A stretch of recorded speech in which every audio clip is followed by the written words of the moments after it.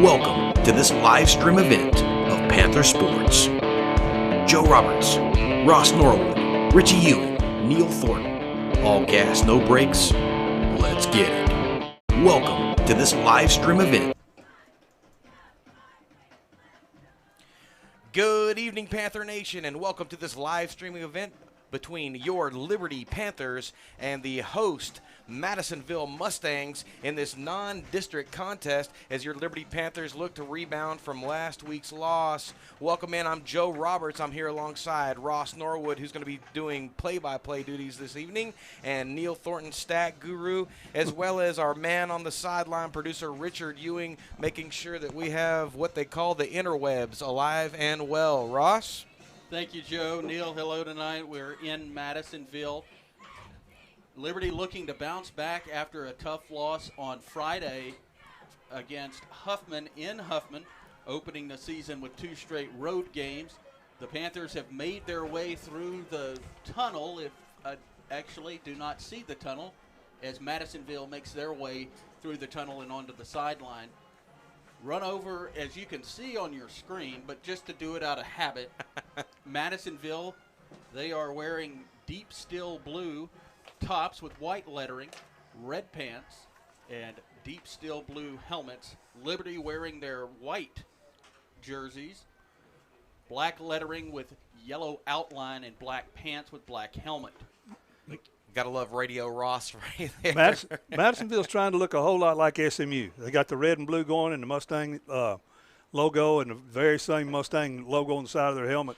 They could pass for the SMU Mustangs. All right, number 9, Mason Goodo. Number 13, William Waldrop. Number 33, Titus Bell. And number 5, Austin Walker, the captains for your Liberty Panthers, heading out to take care of this pregame business.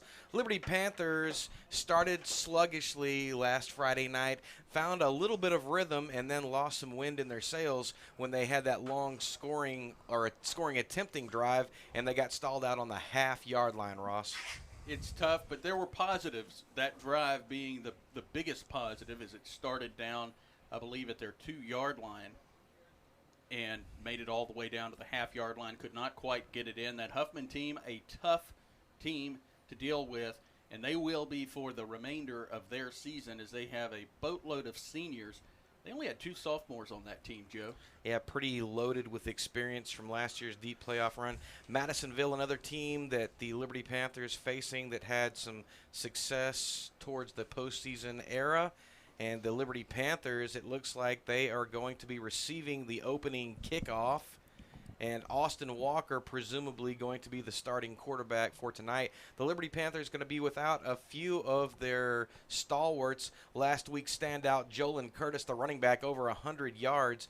I think about 140 or so yards. Neil, you've got the stats there. He's going to be out with some injury. 141 on 24 carries, Joe. There you go. It's very, very efficient. All right, we're about 1:32 to go before the start of the contest. And it looks like we are going to be up for the national anthem.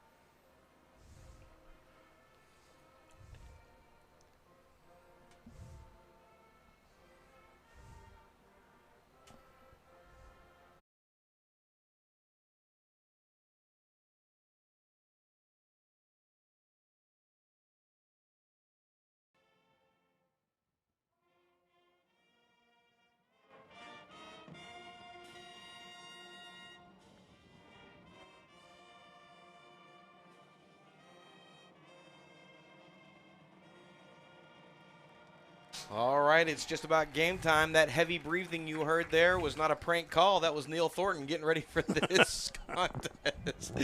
All right, once again, Liberty Panthers Sports Network, Joe Roberts, Ross Norwood, Neil Thornton. I'm going to be in and out doing some training tonight here in Madisonville with some of our young audio-visual production folk. And Ross Norwood's going to be taking over on play-by-play for a majority of the game while I'm going back and forth to help out camera guys and overall get them trained, trying to get this program going. And with that being said, take it away, Ross. Thank you, Joe. Just about ready to get this one started as the coin flip has been done. Liberty will receive the ball to begin this game. A little different than last week where Liberty received the ball to start the second half. Gavin Fontenot goes back along with Austin Walker. They will be the deep men for Liberty in the return game. Kicking for the Mustangs will be Vladimir Morales. Morales, Neil, I watched some footage from last week's game they played against Diboll, and he has quite the leg. We've got a new kicker, too, this week, don't we? Yes, Jaden Shemp. Jaden. I baited you into that. I couldn't remember his first name. The kick is up. It is an end over end. It's fielded at the 10-yard line by Austin Walker, who goes back inside, sees some traffic, cuts back over across the 40, the 45 before stepping out of bounds at the, is that the 42-yard line? 41 or 2. Let's see where they mark it. I think it's going to be closer to the 42. Did you see him switch that ball to the outside hand? I did not pick that up. You can't coach that. That's just naturally doing that. Oh, it's not as far as we thought it was, Ross. About the 44-yard line, first and 10. 44-yard. Madisonville's 44-yard line, first and 10. A good return by Austin Walker, who will be playing double duty as he'll come out now and be the quarterback. Actually, I take that back. It looks like Is that Jaden? Nolan, Caden Nolan is under center. He pitches back to Godot. Mason Godot, who comes up the middle, crosses the 40, and is going to be brought down at the 36-yard line of Madisonville. A good start for the Liberty Panthers. Big Juan Sanchez leading the way, double teaming, triple teaming some guys, getting a lot of push. That's exactly what you want the Liberty Panther offensive line to do early on, Ross. Nolan taking the first snap for Liberty. Austin Walker out on the field, but he is in that tight end position. Coach Taylor talked about wanting to do that some.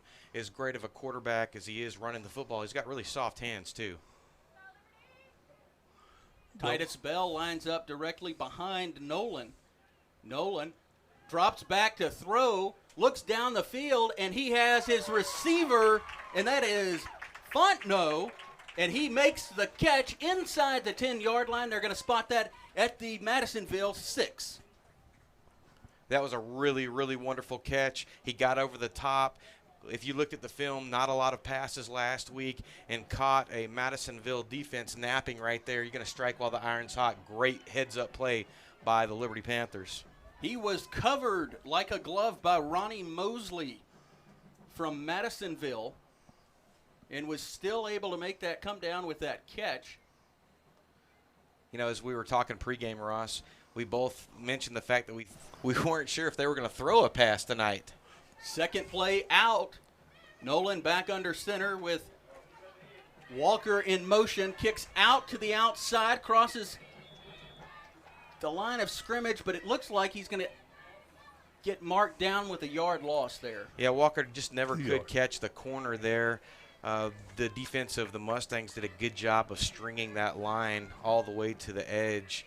And when that happens, unless you got some jets on there, it's going to be tough. A loss of 1 for Liberty. Ball now spotted at the 8-yard line. Nolan again under center with Titus Bell behind him.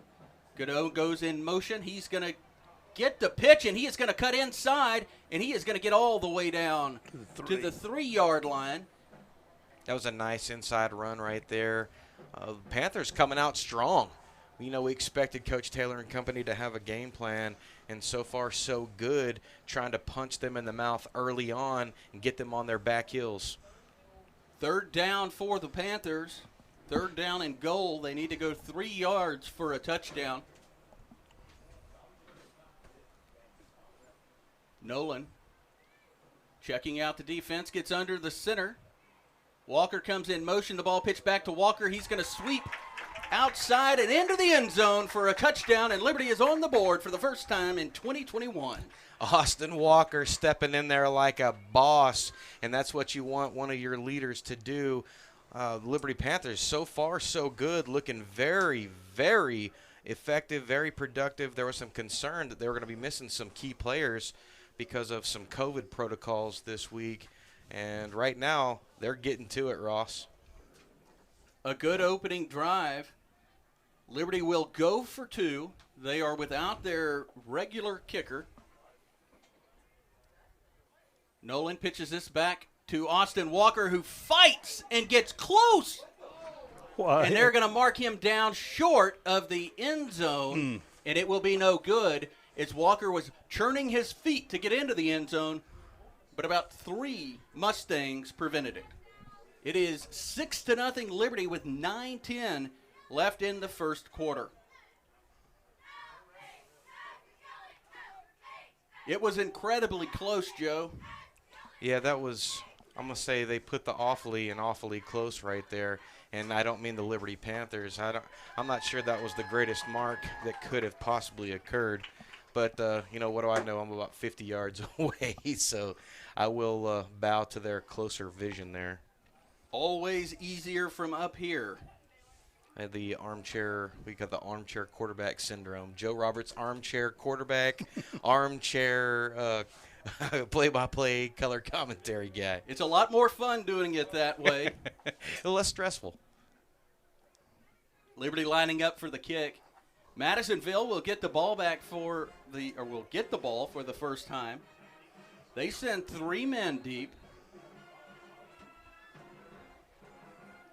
This ball is kicked towards the near sideline. It is fielded at the 25 as the returner gets across the 35-40 before being taken down at about the 46-yard line of Madisonville. The returner there is Jamal Holland. And trying to see who that looks like. Is that Waldrop that came and got him, number 13? 13 is Waldrop. Yeah, Waldrop came and got him from behind. That almost was a disaster for the Panthers. That was a nice high pooch kick, fielded cleanly at the 25. They had him contained and then let him break there at about the 35-yard line. Madisonville comes out, spreads the offense out. 2 wide receivers stacked on the far side, 2 on the near side. The ball is snapped and the quarterback takes off up the middle. The quarterback tonight for Madisonville is Jeremiah Burns. It's number 33, Titus Bell, with a stop there. I think he kind of slipped on the carpet out there just a little bit. It's been raining somewhat off and on today here in Madisonville, and so the turf's going to be a little slick, I would suspect. I didn't get a chance to get on it pregame. Madisonville played their game against Diboll here, their second home game of the year. Burns in the gun, claps his hands together and hands this ball off.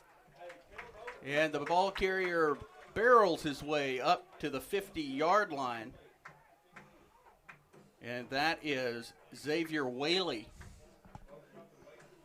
And one of the questions that we had, Ross, was could the defense answer the call after last week, where they didn't play terribly. That was just a really good quarterback.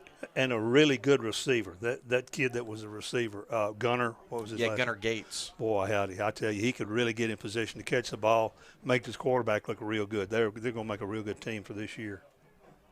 One back in the backfield next to Burns. Burns fakes the handoff, drops back, throws, and overthrows his intended receiver, Holland. And it was not even close, and that'll bring up 4th down for the Mustangs. Oh, I thought that white hat was going to pull his flag out on that one. Hit the quarterback. Ooh, it wasn't late because he didn't throw a flag, but it was close. But that's what you want. That was number 7, Bo Fowler, getting back there and putting the pressure on the quarterback. I don't think Madisonville was expecting this Liberty Panther team to show up, to be honest with you. And I don't want to put too much on it early on in the game.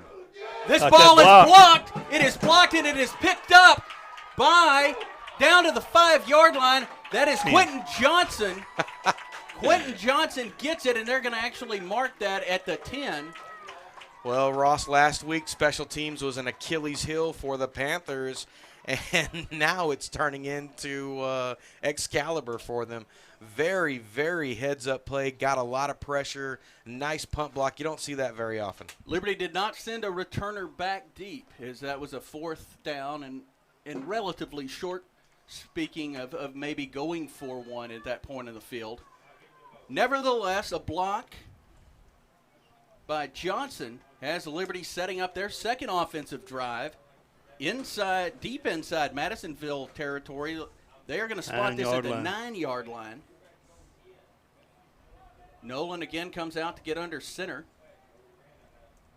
Godot goes in motion. Ball is kept. Godot takes it down to the 2, looks like. Yeah, they're going to spot him close. They're actually spot him down at the 1. Yeah, look at that. That was a nice run. 8 yards. Well, it is full speed ahead, to use some naval terminology there for myself and for Neil. Man, that was a nice run by Mason. All ahead flank. That's exactly right. Caden Nolan comes over to the sideline, gets the play, as this one will be set at the 1-yard line. 2nd down and goal. Nolan is going to keep it himself, and he is going to barrel forward and into the end zone for a touchdown, and Liberty on the board again. And it is 12-0 pending the extra point. 6:44 to go here in the first quarter, and the Liberty Panthers looking like the Hargrave Falcons from last week, scoring twice in short order. I don't know what Coach Taylor said to them this week, but whatever he said, it is certainly working. Kudos to you, Coach.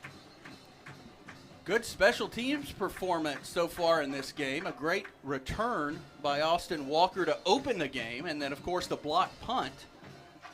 Liberty going for 2. Walker in motion. This ball is pitched out to Walker as he tries to sweep out to the outside, and he is going to get close. He got the pylon. He's going to pull it in, Ross.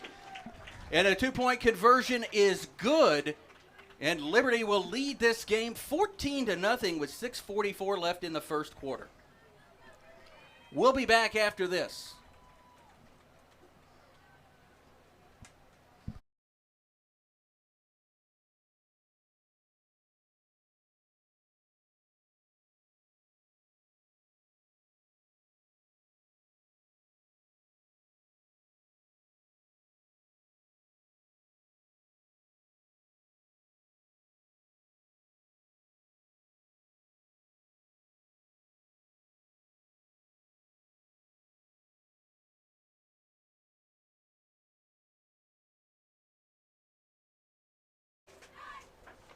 Welcome back, Panther Nation. Joe Roberts, Ross Norwood, Neil Thornton, Liberty Panthers Sports Network in Madisonville, Texas for Week 2. Ross? Neil? 2 plays, 9 yards, all it amounted to after that block punt from who was the one that blocked that punt? I forgot. Quentin Johnson. 2-point conversion was good, brings score to 14-0. Big kick, booming kick by Shemp onto the near sideline at the 10-yard line. The returner, Devin Wheaton, has it, and he's going to cross the 30-yard line and be down at about the 33-yard line. Yeah, dangerously close to having some extracurricular at about the 43-yard line. Referee had to come in there and break up a little bit there. Special teams, it's always fun to watch those boys get after it. A little early for that, though, now. Oh, you are probably more right than you know, Neil Thornton. Madisonville moving right to left, our right and to left. Man in motion coming back to the near side. This ball is handed off to Jamal Holland, and he is going to pick up about 2 yards. There we go. Big number 44, Colby Ewing, stepping in there with the hard knock. And, man, he is a load when he gets going. Ball is up to the Madisonville 36-yard line. It brings up 2nd down and 8 after the 2-yard pickup. Who was that runner? Jamal Holland. Holland, okay. Burns is going to keep this ball, and he runs right into the back of one of his offensive linemen and goes down. Well, I'm going to steal a phrase from one of my favorites. In Fuego, Coach Stewart has this defense playing with some fire right now, and this is quite a change of pace from last week, Ross, offensively and defensively. The Liberty Panthers look like a completely new ball club. 3rd down, 6 to go after the 2-yard pickup. Burns, the quarterback, keeping that one, and he will do that throughout the night. Clapping his hands together, does a straight drop back, and he is going to go downfield. He has an open receiver, and he connects with his open receiver, Devin Wheaton, all the way down. And that was some busted coverage right there in the defensive backfield, Ross. The receiver able to get a free look down there, and that is not what the Panthers want. This ball going to be marked at the Liberty 25-yard line after the quick strike or deep strike from Jeremiah Burns, the quarterback, to Devin Wheaton. Burns back in the shotgun, looks to his right and fires a screen pass. Did not see the receiver. The receiver runs, gets across the 35, and he is going to get down to about It was 10 again. the 19. It was a Or nice. is that the 20 where they're going to spot that? That's a nice defensive rebound like that right there. It almost looked like he was going to have his knee on the ground when he fielded that. Just clean. Xavier Whaley, the back next to the left of Burns. Man in motion. Wheaton gets this ball. It is handed off, and he tries to get to the outside, and he is taken down by a host of Panthers, and that will be for no gain. And it will bring up a 3rd down and 5 for Madisonville. Madisonville trailing Liberty 14-0. Liberty getting the ball to begin the game and marched it down the field for their first touchdown, and after a blocked punt, they were able to take the short drive into the end zone, and a 2-point conversion was good. 14-0 Liberty, under 4 minutes left in the first quarter. Ball on the near hash. Burns claps his hands together, hands this ball, fakes the handoff, and he is going to look to his right, and he has made a connection with his receiver, Xavier Whaley, and he dances into, not dances, he goes into the end zone, waltzes into the end zone. Well, we knew that they could score. We saw them last week. They put up a ton of points against the Diboll Lumberjacks. We knew it was a matter of when, not if. Or did I say that right? I don't know if I said that right. But at any rate, we knew they were going to score. Morales is on for the extra point. The snap is back. The hold is down. The kick is up, and it is good. And it is 14-7 Liberty with 3:35 left in the first quarter in Madisonville. You're listening to the Liberty Panthers Sports Network. Ross Norwood, Joe Roberts, Neil Thornton. And Neil will have the drive summary for us after this break. My name's Angel Reese, and I'm the varsity soccer captain. I've been playing this game for my whole life, as far as I can remember. This year, I'm really looking forward to it. We have a really solid team, and I know we can possibly win district champs, and I know we can with the hard work we've been putting in every single day. I have hope for my team, and in the end, it's all going to come, and it's going to all pay off in the end. But all we can do is hope. But go Panthers. Back in Madisonville, Liberty Panthers lead Madisonville 14-7 with 3:35 left in the first quarter. Neil Thornton, tell us about that Madisonville drive. 5 plays, 66 yards, 20-yard pass from Whaley, or pass and run from Burns to Whaley. PAT was good. 14-7. Austin Walker and Gavin Fontenot standing on the Liberty 15-yard line for this kick. Fontenot backpedaling, fields this ball on the 5-yard line, heads to the near sideline. He is across the 25 before being taken down at the 27-yard line. And that is where Liberty will begin their third drive of the evening.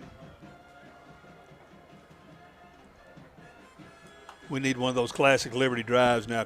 We got 73 yards in front of us. Take all the rest of this quarter and about half the next one. No mistakes. Grind it out. Put it in the end zone before halftime. Liberty known for their ball control offense, but they got 2 quick strikes to begin this game. Well, they got, I say lucky. Got a good break from their special teams on that block. Caden Nolan is back under center. Titus Bell behind him. Walker goes into motion. This ball is pitched back, and that is Quentin Johnson who gets that pitch, not Walker. And he is going to get up to the 30-yard line, 31-yard line is where they're going to mark Walker down. Just about 3 minutes left in the first quarter. 2nd down and 7 for Liberty. Nolan has the play from Coach Chad Taylor. Communicates it to his huddle, and they break and get up to the line.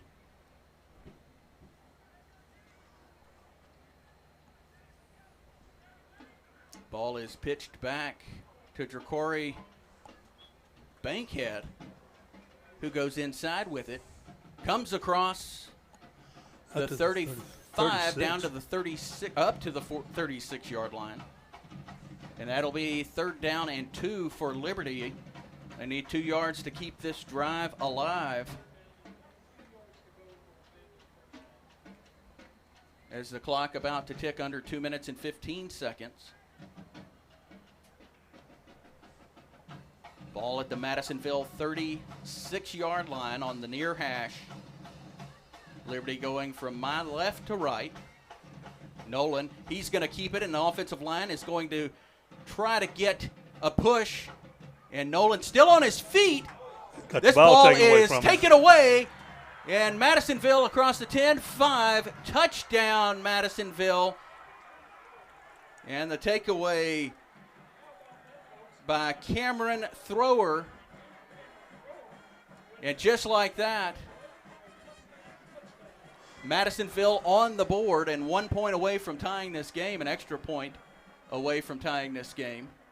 Neil, tough there for Liberty. It looked as if they really had that push, and Nolan was going to get across, and I believe he did get across, but they were able to get that ball. Cameron Thrower was able to get that ball away from him and run into the end zone for a touchdown. Morales kicks this ball through the uprights, and like that, tied 14-14. 1:47 left in the first quarter in Madisonville. We'll be back after this. Business Professionals of America is like a student organization which allows you to participate in a variety of events that are best for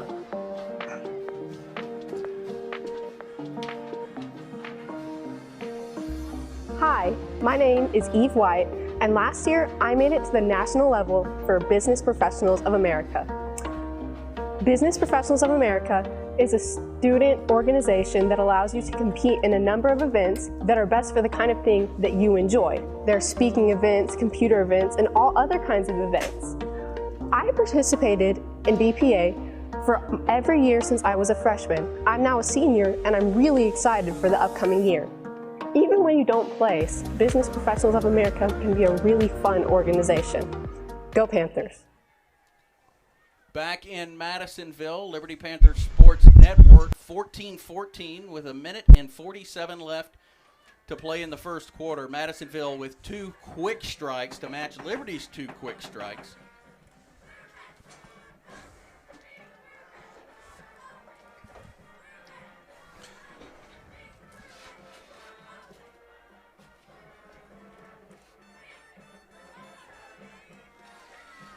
And the kickoff from Morales.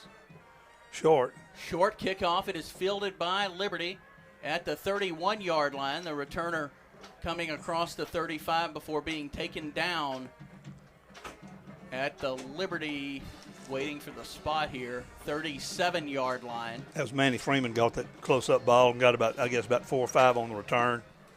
Liberty will take over from the, what is that going to be, about the 37-yard line? 37-yard line. Neil, tell just us about where they were. Well, it was just a fumble return for a 36-yard fumble return by Thor at the 147 mark of the first quarter, and brings the score up to 14-14. Caden Nolan pitches this one to Austin Walker, and Walker is going to get up to the 39-yard line. Took me a second there to see where they were going to spot this one, Neil. Pick up a 2. 2nd and 8. Liberty moving from our left to right. Very quick strikes in this game, already 14-14, and we're just about under a minute left to play in the first quarter. Walker in motion. This ball pitched out to Walker, who goes to the outside across the 40, and he is going to get down, up to the 44-yard line. 5-yard pickup there. Ross, I left for a second. I come back, and it's the wild, wild west out here. What's going on, Ross? I left you in capable hands, I thought. Well, keep your seat, man. We need you. Yeah. Breathless. That is the best way I can describe what has happened as we get ready to tick under 30 seconds. Man, I'm fat, and I'm climbing upstairs and stuff. That's breathless. Come on, man. And I'm breathing heavy. Ball on the near hash. Nolan under center. Liberty needs 3 for a first down. This ball Inside, handed off right. to Goodeau, who is going to go inside across. I think he may have got his. He 45, got close to his first. And he is going to be close to 47. the first down at the 47-yard line, and the indication from the officials They may want to bring the sticks out. is a first down as the Oh, referee there we go. I love the white hat. I love that. swings his arm forward. And that's probably going to do it for the first quarter. Once this clock, he's going to start the clock. And Ross, that's going to do it for the first quarter. Liberty 14, Madisonville 14. Wild stuff this first quarter. And we'll be back right after this.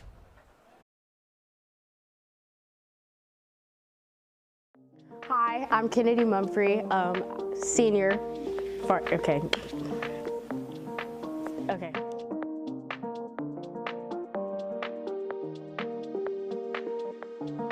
Hi, I'm Kennedy Mumphrey, senior varsity cheer captain.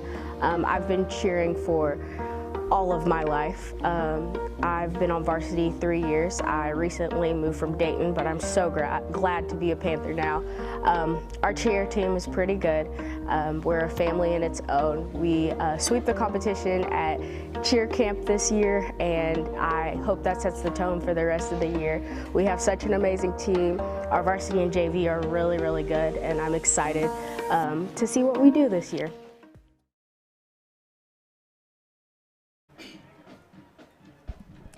Welcome back, Panther Nation. Liberty Panthers Sports Network. Joe Roberts, Ross Norwood, Neil Thornton.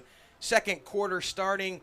Both teams knotted up at 14 after some wildness, Ross. 12 minutes, and each team getting the 14 points, and quickly both teams. Liberty flipping sides now.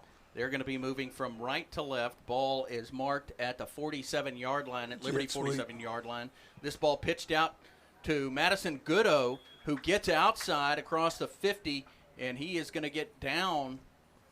You know what I like about Mason is that he's been such a very patient runner, and not super fast, not very flashy, but really patient following those blockers. And there's some big boys out there for the Liberty Panthers. He's going to be marked down at the 45-yard line of Madisonville. And he may take umbrage. I think you called him Madison. You said you called him Madison. Well, excuse me. That's the county we're in. Well, so. that's his sister, right? Walker pitches this ball back. Goodeau Nolan pitches again. this ball back to Goodeau, who barrels, spins off a couple of runners, and he is going to get down 38, I to think. the 38-yard line. Good enough for another Liberty Panther first down. Yeah, this is what you want to see out of the Liberty Panther offense. Nice, easy, steady, picking up chunks here and there, keeping the ball out of the Mustangs' hands, and slow playing it. I think what we saw was arcade Panthers in the first quarter. Well, you come out this far west, I guess you got to be ready to shoot it out a little bit. Yeah, But no doubt. Visions of Tecmo Bowl. Nolan hands this ball off to Titus Bell. Flags on the play, and this play will not happen. As a procedure penalty against Liberty, will push him back 5 yards, make it a first down and 15 for Liberty. 11:20 to go here in the second quarter. Both teams all knotted up. Liberty Panthers Sports Network, Joe Roberts, Ross Norwood, Neil Thornton on the stats, producer Richard Ewing keeping everyone sane, though he may not be sane at this moment. It has been a ball game so far. First down and 15. Liberty after the 5-yard penalty. Ball goes back to the 43-yard line. Godot in motion, takes a pitch outside. He is going to go down the sideline across the 35-30 before being knocked out of bounds at the Madisonville 29-yard line. What did he give him? He gave him the 29. I think he okay. just touched the white right there. I'll tell you what, if you're going to run behind somebody, big number 33, Titus Bell, not a bad fella to run behind. Only bad thing about that was you saw him fumble as he crossed the line there. He almost fumbled that back in bounds. Now that was the boss flip, Neil. I He see. said, "I got my yards, man. Here's the ball." Yeah. Tell me that after you finish that first mile Monday morning, Godot going to get a breather. carrying a as football. Dracory Bankhead comes in. Bankhead gets this pitch. They're going to go back to the outside, all the way down to the hash mark. Near hash mark. I guess it would help if I gave the yard line inside the 20 to the 18-yard line. Yeah. And that'll be another Liberty first down. Love to see that move out of Bankhead. That was really nice. Got in the hole really fast. Had some nice moves left and right. Stayed on his feet. And this is what we want to see. Big chunks, big chunks, big chunks. Killed the clock. You know, if I say brought down at the hash mark, I really am giving myself some leeway because there's, you can either be outside the hash or at the hash. This ball on the near hash at the 18-yard line. Under 10 minutes and 30 seconds to play in the first half. Liberty and Madisonville tied. Nolan inside handoff to Bankhead, and he is going to go forward over the 10 down inside the 5-yard line. 3, I think, huh? 3? There you go. There's Neil Thornton's infamous crossbuck, as he calls that every single time. A nice opposite movement by the line, some pulling on the far side, and whoopsie daisy, don't see me, and we're off to the races. Bankhead runs hard for he's not a bulky kid. I don't want to say he's skinny, but he's not a bulky child. But he runs hard for a tall. What am I going to say to do this right? Slight built, not slight built, just slender kid, tall, slender kid. He runs hard. Well, he definitely has a basketball player's physique, but when you get up next to him, he's not a rail. He just he carries his height pretty well. Well proportioned. Yes, and we have an injured Panther on the field, so we're going to take a quick break, and then they're gonna get him up. Well, that's good.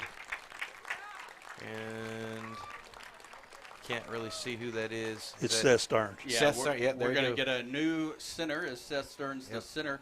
Going to come in for center at least for a couple of plays will be Cord Carter. And that's going to pull him out of his other, the tackle on the far side. Yes. Going to step in and do that. Man, that's tough. Seth is a really wonderful center. Hopefully this is just a quick thing and he'll be back.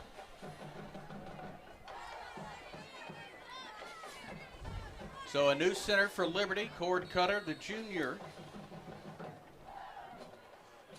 Referee winds the clock, and we're going to get under 10 minutes and 5 seconds. And this will be interesting to see how this transfer affects Liberty. Nolan going to go under center. Walker in motion. Oh. Nolan pitches this ball back to Walker. It's off Walker. Walker is able to go down on it on the 10-yard line. And after that loss, Joe?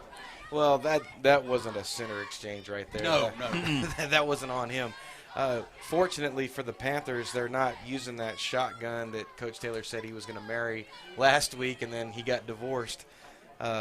So it's easier to transition a new center in. Still a little difficult when you're under center if you're not used to the exchange. And that did not have anything to do with the exchange, as Joe said. I think I'm strictly the pitch.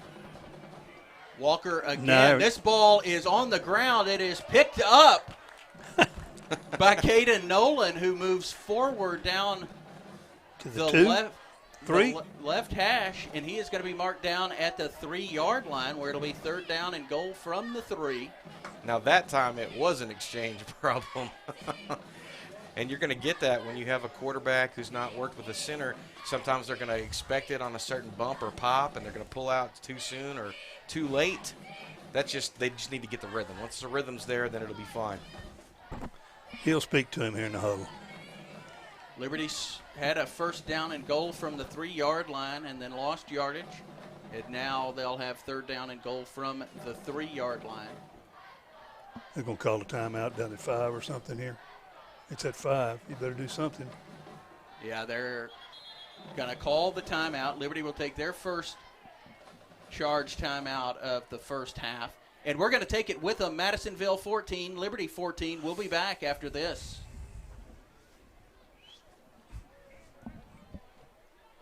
Hi, my name is Patrick Flowers, and I'm the varsity captain for this year's 2021 Liberty High School cross-country team. And this year, it's going to be a great year.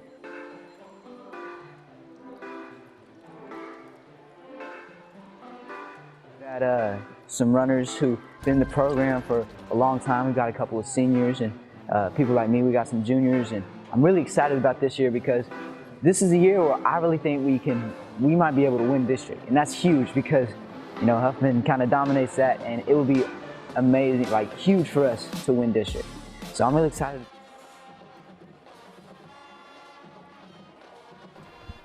And welcome back, Panther Nation. Joe Roberts, Ross Norwood, Neil Thornton, Liberty Panther Sports Network in Madisonville, Texas. Week 2, Game 2 for your Liberty Panthers on the march here for a possible 3rd score. Got shut out last week, already scored twice in the first half.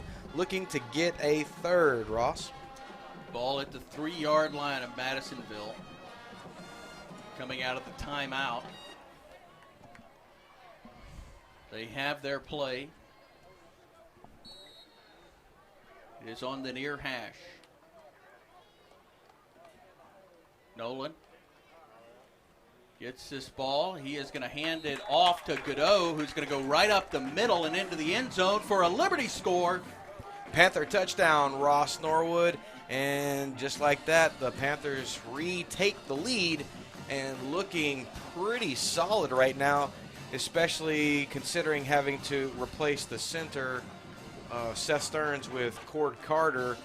And let's see what they're going to do here. Missing their everyday starting kicker right now because of some COVID protocol issues, along with several other players, to be honest. Jolyn Curtis, the star of the Panther offense last week, out because of the same reason, and forcing the Panthers to go for 2. This ball pitched straight back to Godot, who is going to bounce into the end zone, and that 2-point conversion is good. 22-14, Liberty. We'll be back on the Liberty Panther Sports Network after this.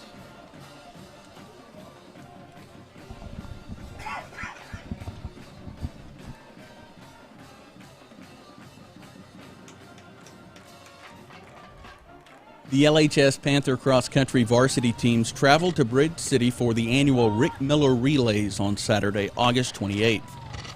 The Lady Panthers capped their day as the first place team overall, with 5 Lady Panthers in the top 20 as individual runners. Junior Julianne Shivers was top finisher for the Lady Panthers, with her medal-winning 4th place run. Sophomore Holly Thomas and junior Alyssa Caruso also medaled for the Lady Panthers by finishing as top 15 individual runners. Freshman Marina Bourgeois and Brooke Hazelwood rounded out the scoring for the Lady Panthers with their top 20 finishes. The Panther boys team brought home hardware from Bridge City for the third straight year with their second-place team plaque. Junior. Welcome back, Panther Nation. And the kickoff from the Liberty Panthers, not fielded cleanly, Ross. Jamal Holland with that one, picks it up, and he is off to the races as he crosses the 50-yard line before being brought down. And we'll see where they spot this ball. It looks like it will be near the 45-yard line of Liberty. Second quarter here in Madisonville, Texas. Liberty Panthers with a 22-14 lead over the hosting Madisonville Mustangs. Neil, drive summary. 12 plays, 59 yards. Goodo goes in from the 3. 2-point conversion was good at 8:10 of the second quarter. Brings the score 22-14 Liberty. Madisonville gets the Liberty 42-yard line as they are set on the far hash, going from my left to right. Burns tries to hand this ball off, is able to hold on to it, and tries to gain some yardage here, and he's going to be met right at the line of scrimmage on a play that looked a little busted. Well, this is something that we came to expect last season from a Jeff Stewart-coached defense, and now we're starting to get that breathed back into the defense, swarming defenders, attacking the ball at the mesh point in the backfield, doing some really wonderful things. Now we want to see that for the entire game, Ross. Burns, the quarterback in the gun, gets the ball and fakes the handoff as he is taken down, or close to being taken down. Oh, I cannot believe he didn't get called Gets for the grounding. ball off, and it almost looked like the referee was ready to throw the flag there for intentional grounding. I guess they're going to say that receiver was close enough that they were going to call, or maybe he got outside of the tackle box there. I don't think he got outside the tackle box. They tackled him almost on that hash mark, and the ball's on the hash. I'm trying to be positive here because I think he wanted to throw that flag. I think it was a receiver. I think it was proximity to the receiver. Okay. Had to have it that way. Third down and 10 for Madisonville. 2 wide receivers on each side. Burns drops back, pulls the ball down, and takes off, and he is tripped up and taken down at the 41-yard line. Yeah, and that's number 7, Bo Fowler, stepping in there with the hard pop. And that's a couple of times that he's been very disruptive in the backfield, and he probably saved a very long gain from the Madisonville Mustangs, forcing them into a punting situation, Ross. Under 7 minutes. The last time Madisonville punted, it was blocked, and we're going to get a timeout from Madisonville, their first of the second half. 6:41, Liberty leads Madisonville 22-14 on the Liberty Panthers Sports Network. We'll be back after this.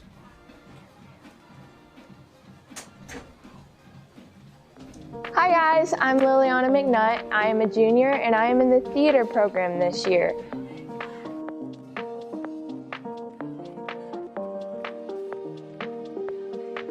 This year I'm really excited. I've been doing theater for about 5 years now, and I think we have a really good group of girls and guys, and I just think that this year at One Act Play we're gonna perform like never before, and I think it's just gonna be an amazing year. I really love theater because all of the community and everything in it.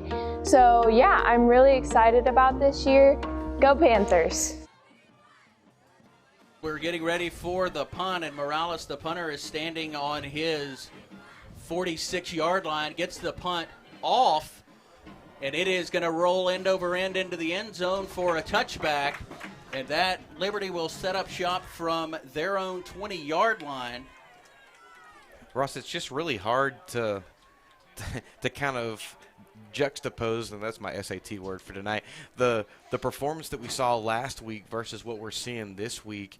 And we talked about the jitters and the nervousness. You're on the road week 1, haven't had a bunch of practice, and now here we are in the full swing of things. And again, this looks like a totally different Panther team. Madisonville looked good last week, beating Diboll 50. Was it 55? 51. 51, yeah, 51. 51-20. here in Madisonville, and right now Liberty leads Madisonville 22-14 with 6:32 left in the game. The half. This ball handed off to Godot, who churns forward up to the 25-yard line. And just a solid young man, solid kid coming through there. And that was actually not Godot. That was that Walker? Was it 4? Or number 5? That was Austin Walker that carried the ball that time. But no matter who carried it, just a couple of solid young men. Not flashy, not explosive the way Curtis is, but, man, you don't need that when you're just solid. 2nd down and 5. Ball handed off to Walker, who goes outside towards the far hash, and he is going to be taken down at the Liberty, at the 27-yard line. And it'll bring up a 3rd down and 3 for Liberty. Now under 5:30 to play in the first half.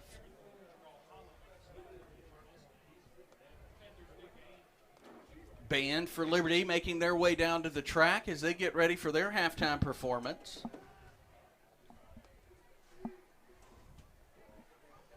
Third down and 3. Ball on the far hash. Titus Bell, we're going to have a whistle here as this ball was snapped, and it's going to be a timeout. Liberty, a Liberty timeout, their 2nd of the half. They have 1 remaining with 4:59. Liberty leads Madisonville 22-14 on the Liberty Panthers Sports Network. More after this. Hi, my name is Titus. I am 18. I am a senior at Liberty High School.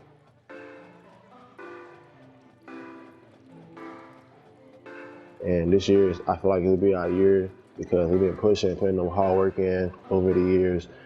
And I'm excited for this year because I feel like this school is going to be perfect. This will be my last year. And I feel like we're going to drive and do big things. And my teammates, I know they can do it and help over the season and pick it up. Hold on, wait. That's a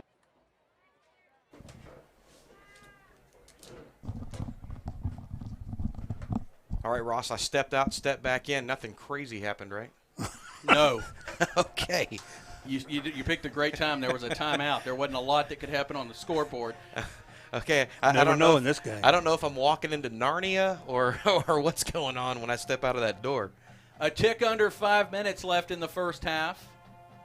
Liberty Panthers Sports Network, Joe Roberts, Ross Norwood, Neil Thornton, producer Richard Ewing, Felton Allen, freshman, Daxton Frazier, freshman, and Connor Roberts, freshman, all on cameras tonight.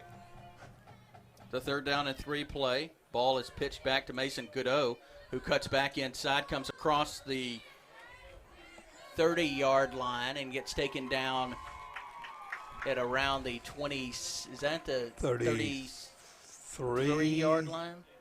Yeah, 33-yard line. It is good enough for a Liberty first down as that clock continues to run. Well, they are chewing yards like I chew a $2 steak, Neil Thornton. Bus station steak, that's right. Keep on chewing. We'll put that on a T-shirt for you, Ross. Tough as a bus station steak, as they used to say. Ball between the hashes right in the middle. First down and 10. Ooh, that was slow looking. That was very close as this ball is handed off to, I believe, Titus Bell.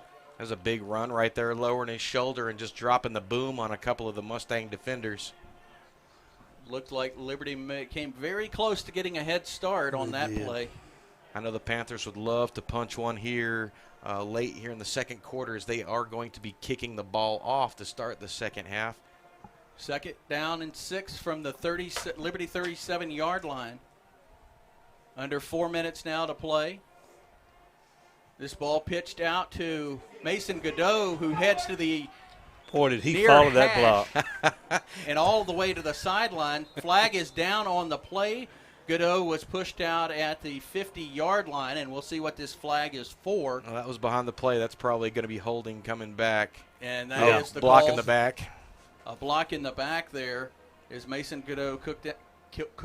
kicked out to the outside. He was cooking pretty good. I tell you, Titus Bell was clapping his helmet because he had an opportunity there. He almost trucked a Mustang, and then he slipped at the last second and didn't get a big piece of him. Liberty will go back 5 yards.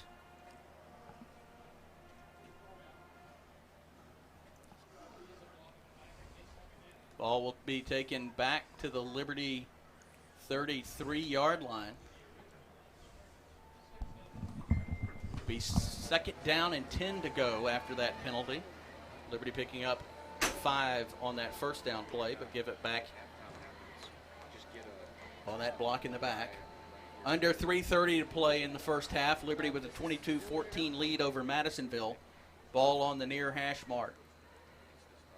Austin Walker fakes the pitch. Nolan throws. He's got Austin Walker down at the the 45-yard line. We'll see where they mark it. It looks like it'll be inside the 45-yard line. Oh, yeah, 42 down to the yard line. 42-yard line. That was not Walker that they faked the pitch to. Walker went downfield and made that catch.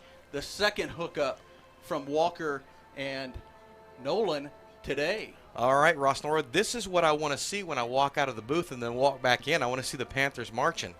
Quickly back to the line, under 3 minutes to play in the first half. Nolan pitches this ball to Austin Walker, who goes inside, spins off a couple of linemen from Madisonville, crosses the 40-yard line, and will be taken down at the, the 39-yard line? I guess. I think the folks at home are going to get tired of hearing me say patience, but, man, they look so patient right now, really letting the play develop, letting the blockers get where they need to get. Nolan pitching this to Godot, who goes inside, can't Nothing get doing. anything, and he will be taken down by a host of Madisonville Mustangs. All right, let me get my foot out of my mouth, Ross. I jinxed myself. But it does look like they're going to give him a yard. No, he went back a yard. Oh, he did go back Yeah. a yard, excuse me. Be third down and 9. Under 2 minutes to play in the first half. Liberty with a 22-14 lead over Madisonville. Liberty has 1 timeout remaining. Madisonville has 2. Godot goes into motion. This ball pitched outside. Godot wrapped up immediately behind the line of scrimmage and taken down by Jeremiah Burns. You know, you could almost have told that story before it even happened. The Mustangs loaded up the box, and they were expecting something like that. I almost thought maybe they would try a quick hitter over the top the way they started the contest, but much ado about nothing right there. Don't want to get that Mustang defense sniffing and snorting in the air. Fourth and about, what, 14 here? Looks to be about 14. I think Madisonville called a timeout. That would make sense here with 1:33 left and them getting the ball back in all likelihood here. 4th down and 14. The ball will be line of scrimmage is the 46-yard line of Madisonville, although it's kind of that no man's territory, but a quick strike offense like Madisonville doesn't need much time.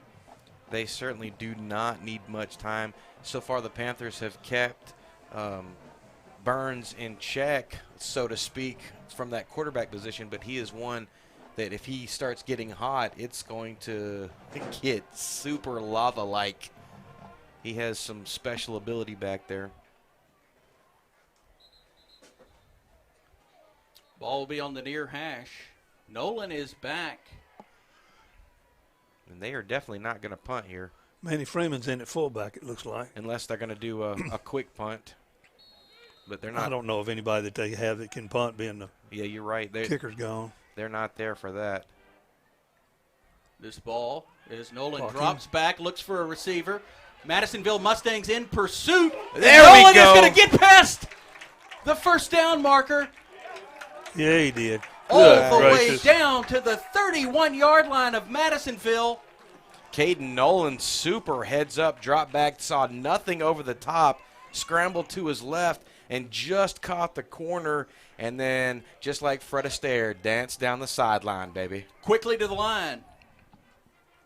Nolan pitches this to Austin Walker. Walker is caught up behind the backfield, but he's going to get going. He's still on his feet as he crosses the 20 all the way down to the 16-yard line. Another first down for Liberty. 1:16 right now on the clock, and Chad Taylor is going to take the final timeout of the first half for Liberty, as he needs his guys to catch their breath. Give that man a fork, because he is eating. That was really tough running right there. He's really wanting to score here before half and kind of put it, I'm not going to say on ice, but put 2 scores between him and the Mustangs, who will get the ball back, like you say, at the beginning of the third quarter. One of my favorite coaches used to say, first 5 minutes of the third quarter is the most important part of the football game. 1:16 left in the first half. Liberty a 22-14 lead. They have the ball at the Madisonville 16-yard line. They had a 4th down and 14 and got about 15 yards. They got 15, exactly. To keep the drive alive.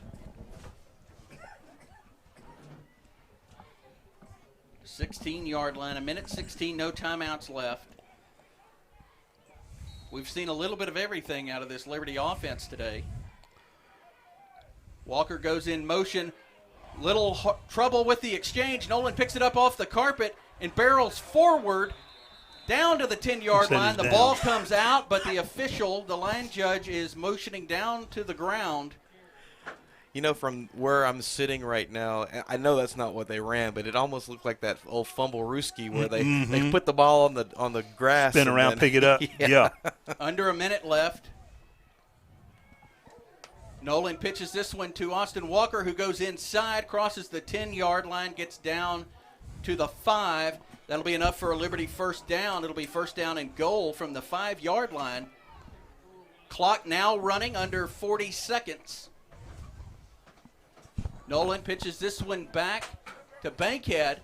Bankhead trying to go over some linemen. And they're going to have to hurry here. They're under 30 seconds. Second down and goal, as the coaches are encouraging them to speed up. Under 20 seconds, this ball back to Bankhead. Bankhead is after contact, gets through and into the end zone. That is a touchdown, Liberty, with 12 seconds left in the first half. Bankhead not going to be denied there. He got popped, and then he kept on going. You could see his body just get bigger and bigger as he ran for the end zone. And that is something that these Panthers have been missing, or they were missing last week for sure. Man, they look really, really pretty tonight. Liberty leads Madisonville 28-14 with 12 seconds in the first half. Liberty without their normal kicker, so they're going to go for 2, as they have in all of their attempts. Nolan pitches this one out to Quentin Johnson. Johnson bouncing outside, and he is going to be brought down before he can get into the end zone. The conversion attempt is no good. Liberty leads 28-14 with 12 seconds on the Liberty Panther Sports Network. And there was a penalty, but it will be declined because it was against Liberty. And the point after attempt, 2-point conversion, was no good. Liberty will kick it back to Madisonville with 12 seconds. Madisonville, I believe, with 2 timeouts remaining. Or do they have 1 timeout remaining? Well, it shows 1 on the board. There was a flurry of timeouts there in the middle when I was walking in and out of the booth, checking on our young camera folk. Neil Thornton, tell us about that drive. 14, typical Liberty drive, 14 plays, 78 yards. Bankhead goes in from the 3 with 12 seconds left. PAT, the 2-point conversion was no good. Brings the score, like you say, to 28-14 Liberty. A very impressive offensive performance in the first half for Liberty. Yeah, there's no doubt about that. The Panthers making the long trek from Liberty all the way up here to Madisonville, Texas. Made the same journey last year, and I was hoping that they were going to come to us. But Chad Taylor loves this particular state. And this is a very nice Very nice. facility. Good by the way. facilities all around, not just the football field. The Neil, entire athletic Yeah, complex. you and I walked around when we got here over at the softball and baseball field, which are right next to each other. And right behind us, all of it is in one complex. All the schools, when we drove in, all the schools look like they're new. The campuses look new, very well groomed. You can tell this community takes a lot of pride in their schools. 12 seconds for the kickoff. Pooch kick. Oh, he touched it. That was And pretty. That ball looked like it could have gone out of bounds. It was fielded or touched by Race Hudson, who was one of the up guys. And that was that was Jaden with the kick. That was a really nice kick. It was kind of it was almost like he had a place he was trying to kick it in a goal almost. It wasn't that he was trying to kick it deep to make a long return out of it. He kicked it towards a corner, and it was just a judgment call on the returner's part whether or not he should have touched it. He, looking back on it, hindsight, he probably should have let it go and see if it would go out of bounds and get another kick, but he didn't. And as he slapped it down, he had to cover it before the Panthers could get on it. And he goes down at the 21-yard line, Liberty 21-yard line, Madisonville 1 timeout, 8 seconds left. And Burns gets this ball and takes off. He got lit up, too. Hey, he got his bop. There he Caleb goes. Chandler whacked him pretty good. He came through and said, "Hello, big fella." And that'll do it for the first half. Liberty, 28 points in the first half. Madisonville, 14. Halftime. We'll be back, Liberty Panther Sports Network, after this.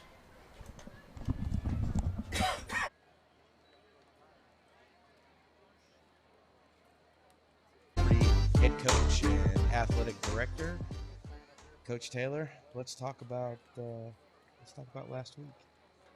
Not a whole lot to talk about, is there? Oh, Coach, there was a bunch to talk about. So I know probably not from your sideline perspective, but from where we were sitting, we saw quite a number of positive things take place. I know the team started out a little slow and then put together a really nice drive. So one of the real positives that I saw was that, and when I say this, it's going to sound crazy because we didn't end up scoring, but the almost scoring drive was a very positive drive. Well, you said it right. We got behind real quick. We were down 14-0, and we were backed up to the 1 or the 2 yard line, and so we decided to get in Old Faithful.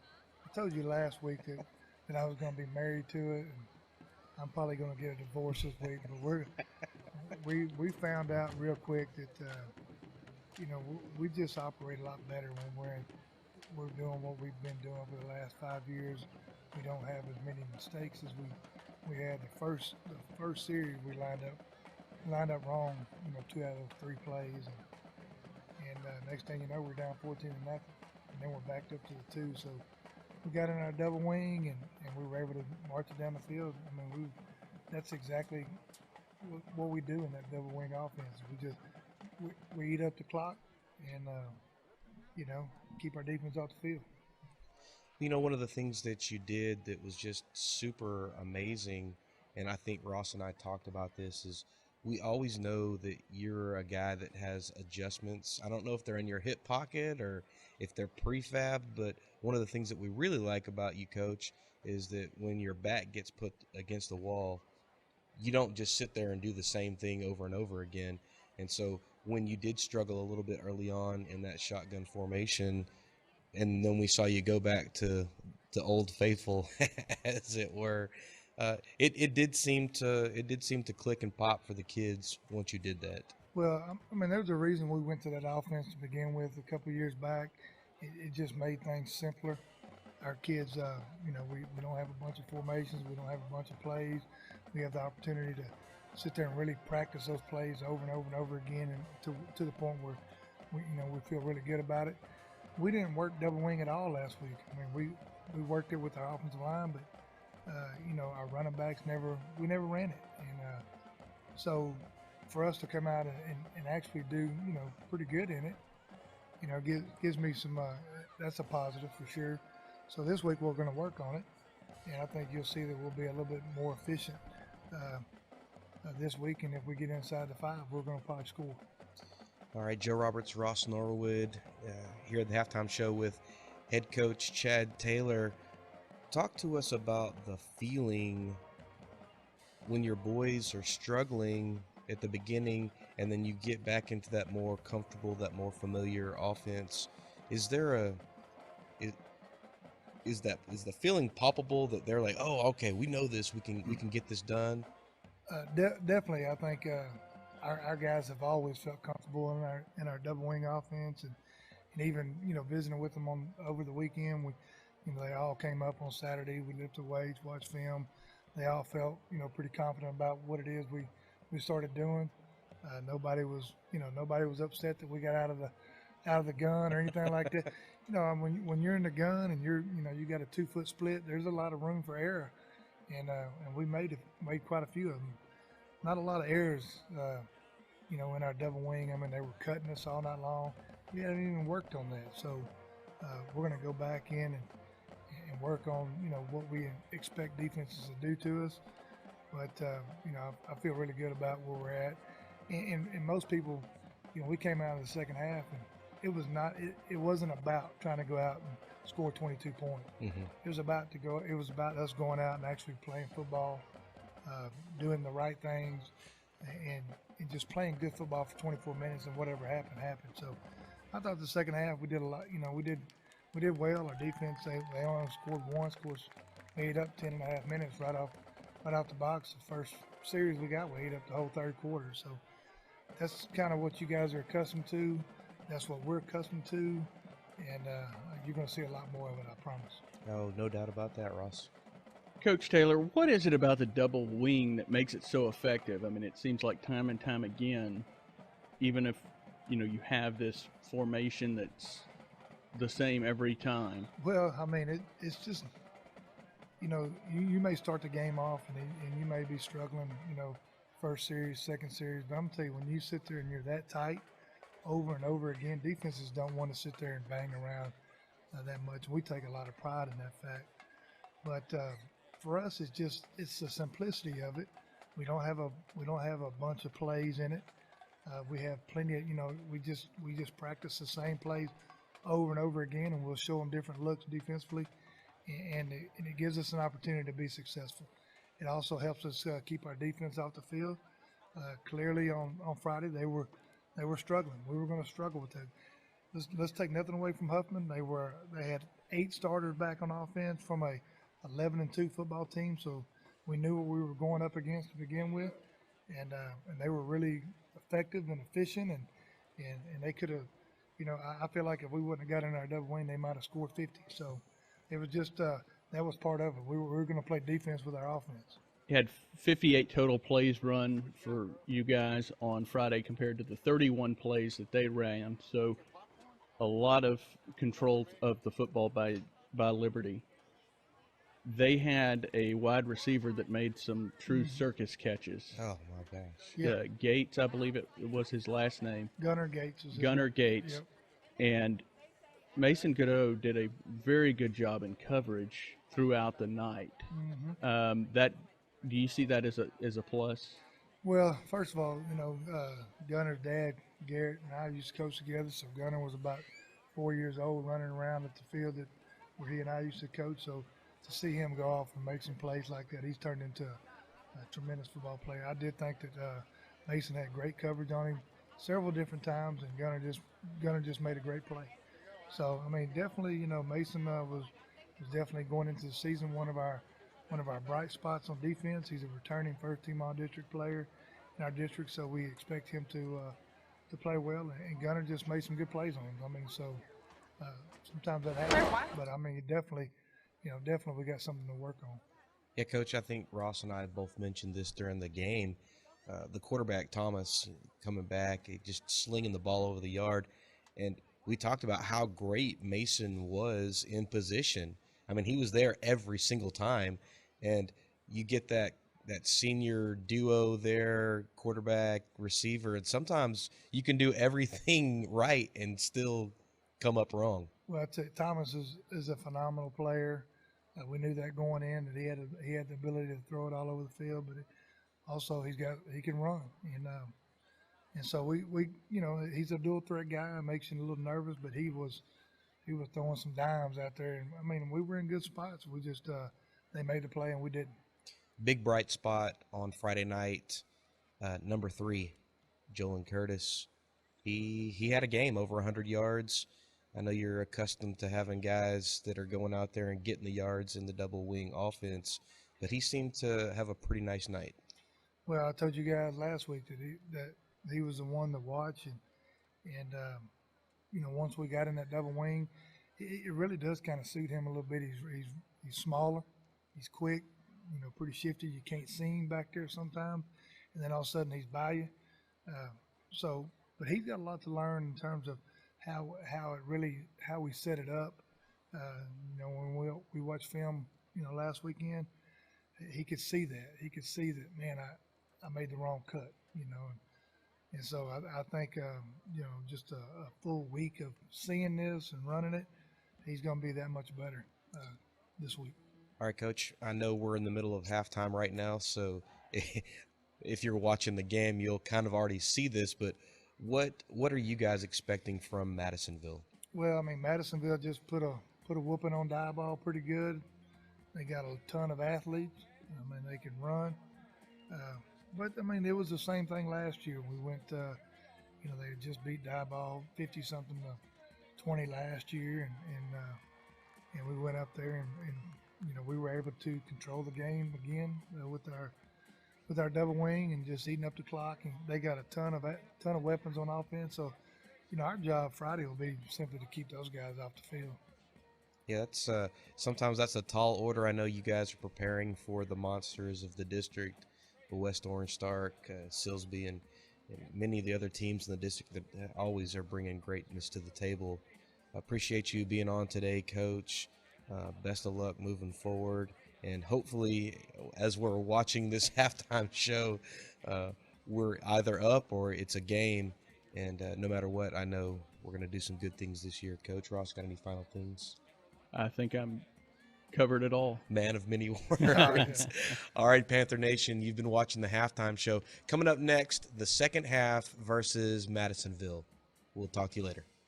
Welcome.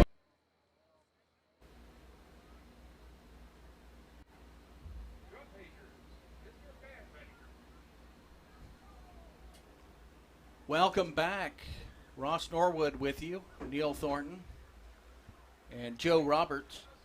It is halftime in Madisonville. Liberty leading Madisonville 28-14 as Liberty was able to punch another touchdown into the end zone with about 12 seconds left in the first half. The score, 28-14, is not as telling as Liberty has dominated this game offensively. Madisonville with 2 quick scores, but they have had some miscues as the Madisonville band is on the field. Liberty's band just wrapping up. Beautiful facility in Madisonville. Synthetic turf field. Joe Roberts making his way back into the booth. He's been well, you've been MacGyver tonight. No, I've been less MacGyver and more Mr. Belvedere. Mr. Ewing has been MacGyver. He's the one that's problem solving, and I'm up there just blindly in the dark trying to figure stuff out. He is always MacGyver. Oh. And so we are... all right, we can see ourselves. Here in the booth.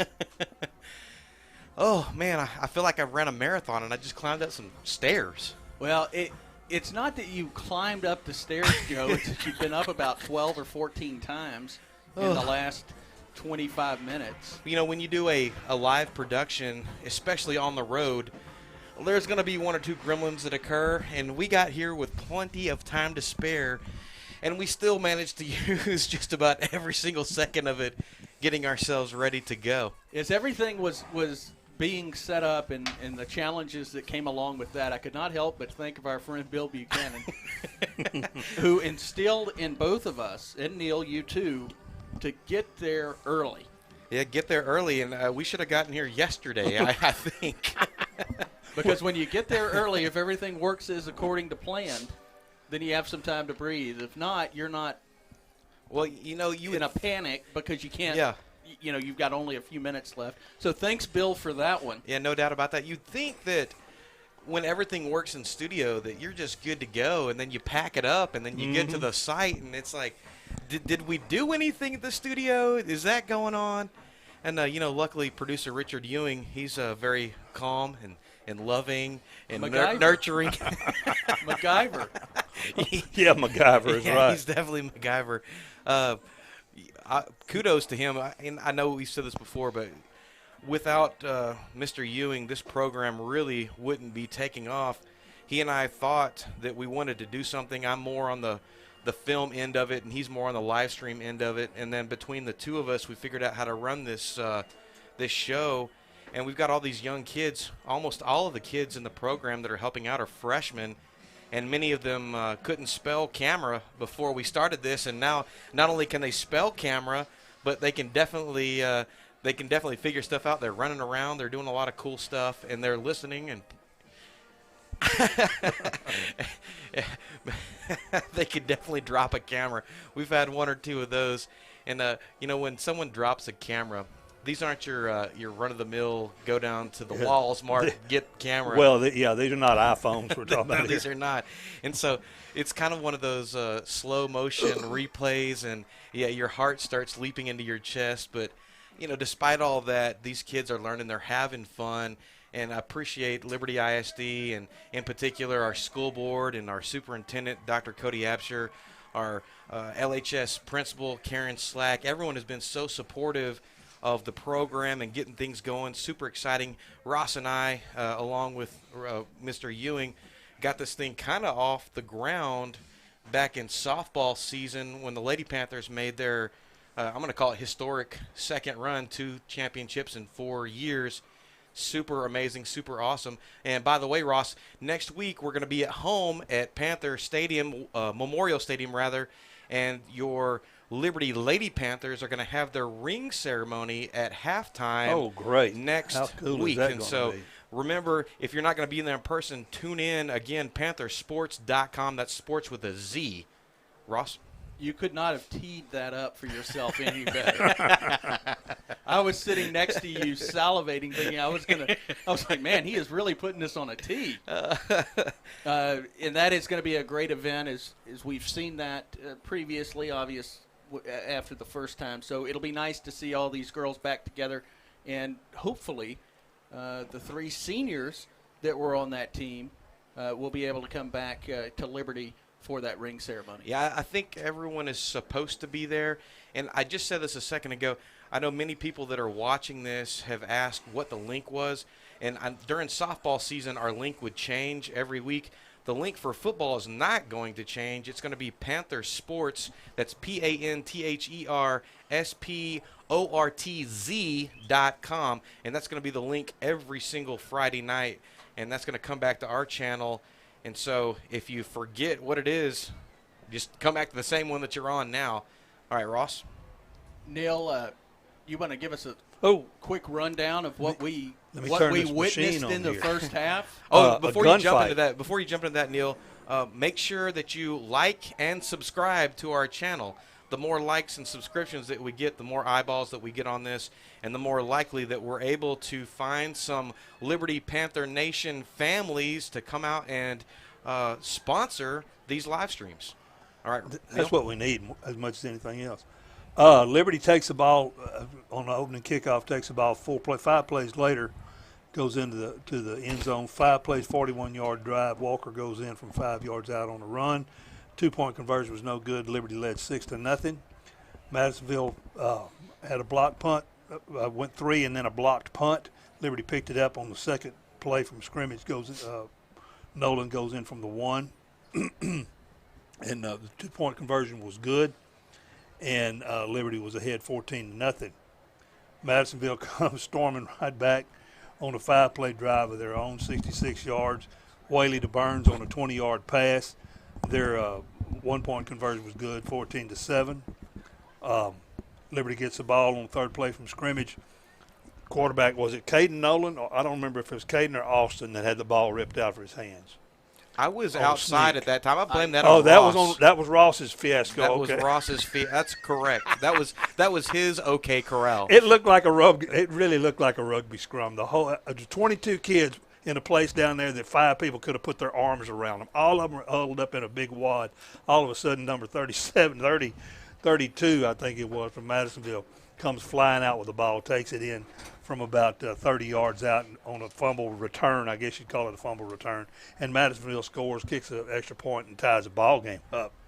Liberty came back, put together one of their good classic drives, even though they did have a fumble that they picked up.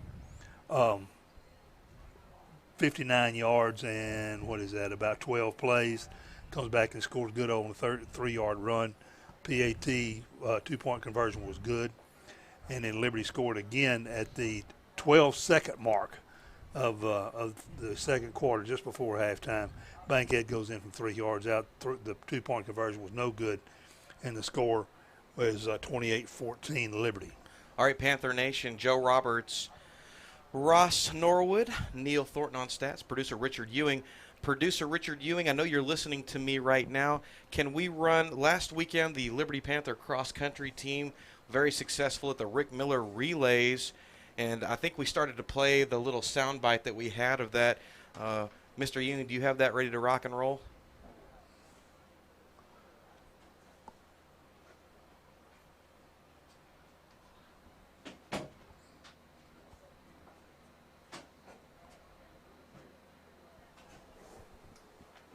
The LHS Panther Cross Country varsity teams traveled to Bridge City for the annual Rick Miller Relays on Saturday, August 28th. The Lady Panthers capped their day as the first-place team overall with 5 Lady Panthers in the top 20 as individual runners. Junior Julianne Shivers was top finisher for the Lady Panthers with her medal-winning 4th-place run. Sophomore Holly Thomas and junior Alyssa Caruso also medaled for the Lady Panthers by finishing as top 15 individual runners. Freshman Marina Bourgeois and Brooke Hazelwood rounded out the scoring for the Lady Panthers with their top 20 finishes. The Panther boys team brought home hardware from Bridge City for the 3rd straight year with their 2nd-place team plaque. Junior Patrick Flowers led all runners as the top overall individual finisher. Senior Renee Romero contributed a top 10 finish, while junior Matthew Morin found a spot in the top 15. Sophomore Daniel Del Rio and freshman Dalton Bishop helped the Panthers secure 2nd place with their top 30 performances. The cross-country teams are off this coming weekend and then travel to Texas City on Thursday, September 9th. Ross Norwood, Liberty Panthers Sports Network. Welcome back, Panther Nation. Liberty Panthers Sports Network, Joe Roberts, Ross Norwood, Neil Thornton, and producer Richard Ewing, freshman Felton Allen, Daxton Frazier, and Connor Roberts on the cameras this evening here in Madisonville, Texas. Game 2, week 2 of this young football season. Your Liberty Panthers leading 28-14, 6:34 to go at halftime, and the Panthers scoring right before the half ended, getting set to kick off to the Mustangs, and boy, have they looked good so far. There was 1 or 2 instances when I walked out of the booth, Ross, and all of a sudden it went haywire. I'm trying. You're growing up, son. I'm trying to give you some more, and then this is what you do to me. There was one time you did step out and something good happened. So well, the one time. 1 for 3. Neil, where are they on the 2-point conversions, by the way? 2 for 4, half of them. Okay. Half of them, because if it would be, think about it, if it was, there's been 4 extra points. That's right. What's been keeping Liberty in the game, and again, we always talk about the Liberty offense and taking time off the clock and making the long drives and successful drive. Liberty's defense. Madisonville put 51 points on die ball last week. They have held their quarterback. I don't know how many. I didn't see their stats from last week, but I know that he was their leading rusher. He's gained 6 yards the first half. 6 yards. They've had 75 yards of offense altogether. And let's see, 64 of those have been in the air. So they've held the ground. Madisonville has got no ground game together tonight at all, and just that one. There was one pass, like you said, somebody said it perfectly, a blown coverage on a pass that Madisonville took in to score. Liberty's defense is playing enthused ball again, and they're keeping them in ball games, and it kept them in. All of last year it was a story of Liberty's defense. Yeah, no doubt about that. Neil, thank you for that. As we're getting set to start the second half, just about 4 minutes away, and we have had some really fantastic things happen. Some fantastic things going on at Liberty ISD. The Liberty Lady Panther volleyball team doing some great things. They won on Tuesday against Vider. Still waiting to find out if they beat Madisonville earlier today.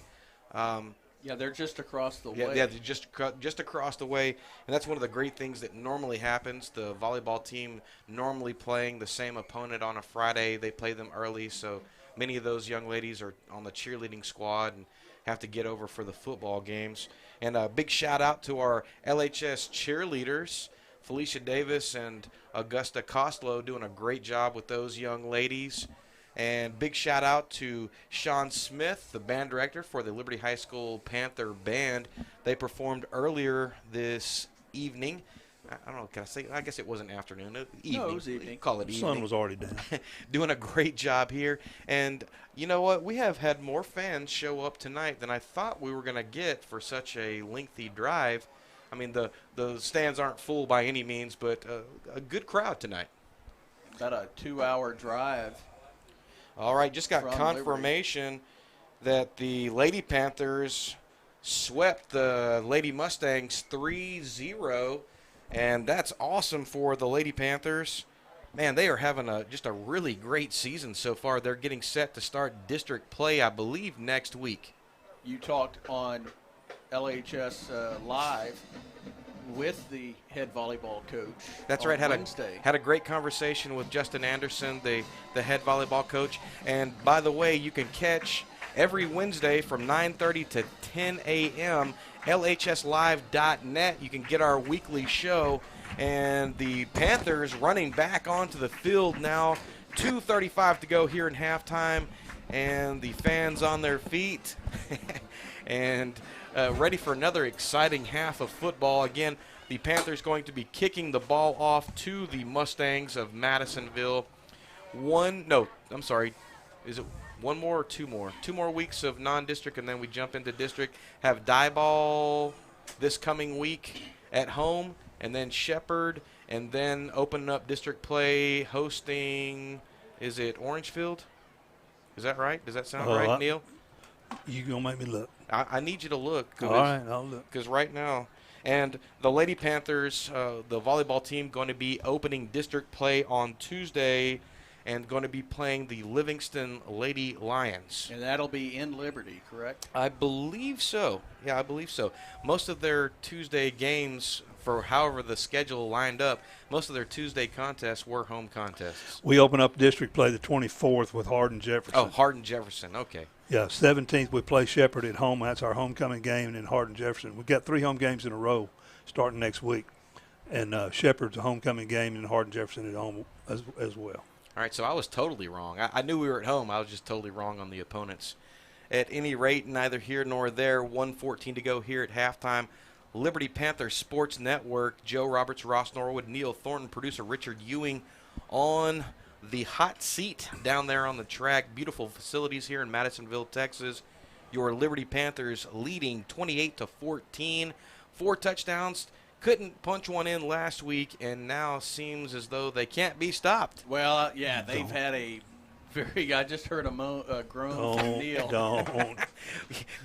Deborah Downer over there. Whoa. You know. Oh, see, I think he was actually there with the Junction Boys, and so that's where his mentality is. Well, no, but our head coach in high school, and I wasn't playing, but our head coach in high school was a Junction boy. He played the other end from Gene Stallings. And 2 of our coaches were all conference at A&M in the early 60s. So That's the mentality of our football. Every time I say something, the spirit of Paul Bear Bryant whispers into your ear. It says, of Aggieland "No, also. my son. No, my son." Come on, boys. All right, Ross. Oh, them old boys. I wish I had a dozen of them just like him. You could hear him. All right, here we go, getting set to start the second half of action. Take it away, Ross. Liberty is lined up to kick. They will be kicking from my left to my right. Almost said from to south their right. to north. Yeah, south to north. And here is the kick. This ball angling towards the near sideline, fielded at the 19 by Burns, who cuts across the field. And he is wide open across the 30. Dropped the ball, And he has dropped the ball, but looks like he is able to recover as his helmet comes off. Means he's got to spend a play on the sideline, doesn't he? And we will see exactly where this ball is spotted.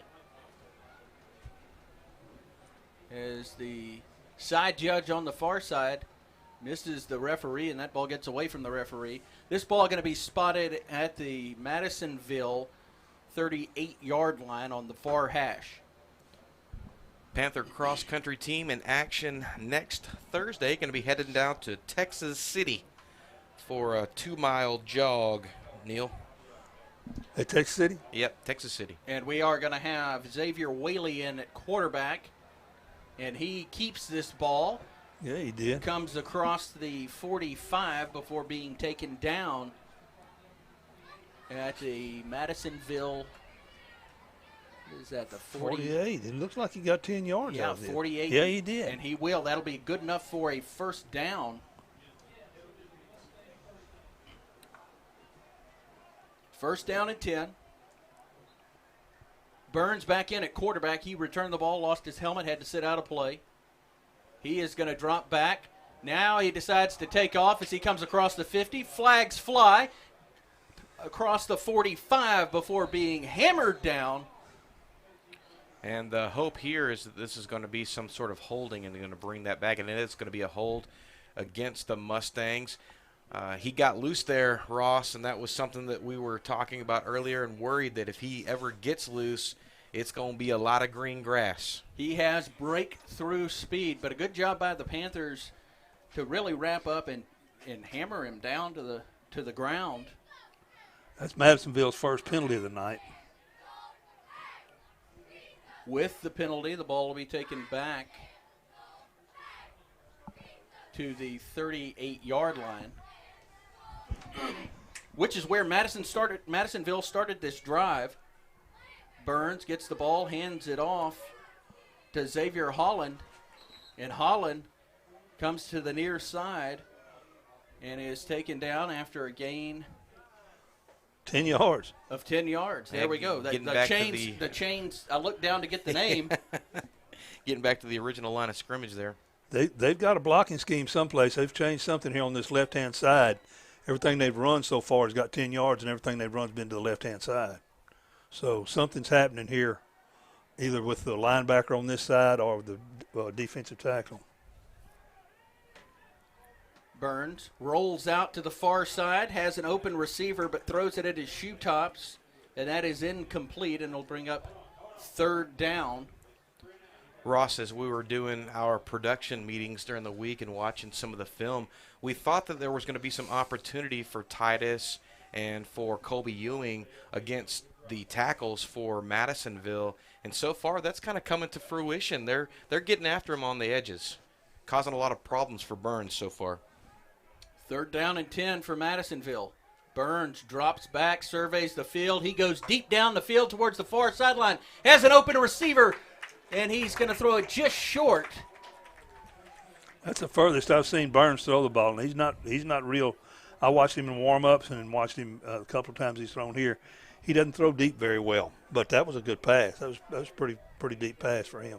Devin Wheaton, the intended receiver for Madisonville, and that'll bring up a fourth down and 10. Okay. You know, even though that was a kind of a short thrown ball, it was pretty spiral. Mm-hmm. Morales is going to stand at his 35-yard line to get the snap for this punt. 10-13 left, 28-14. Liberty Snap is back, kick is up. It is going to angle towards the far hash. It gets down and takes a Madisonville bounce and rolls dead inside the 5 All at the way the down to 4-yard 4. line. And that is where Liberty will set up shop on their first offensive play of the second half. 10:01 left. Liberty Panther Sports Network, Liberty 28, Madisonville 14, back after this.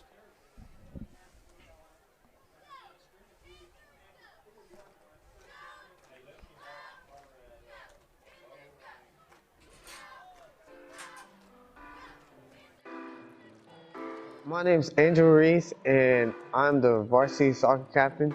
I've been playing this game for my whole life, as far as I can remember. This year, I'm really looking forward to it. We have a really solid team, and I know we can possibly win district champs, and I know we can with the hard work we've been putting in every single day.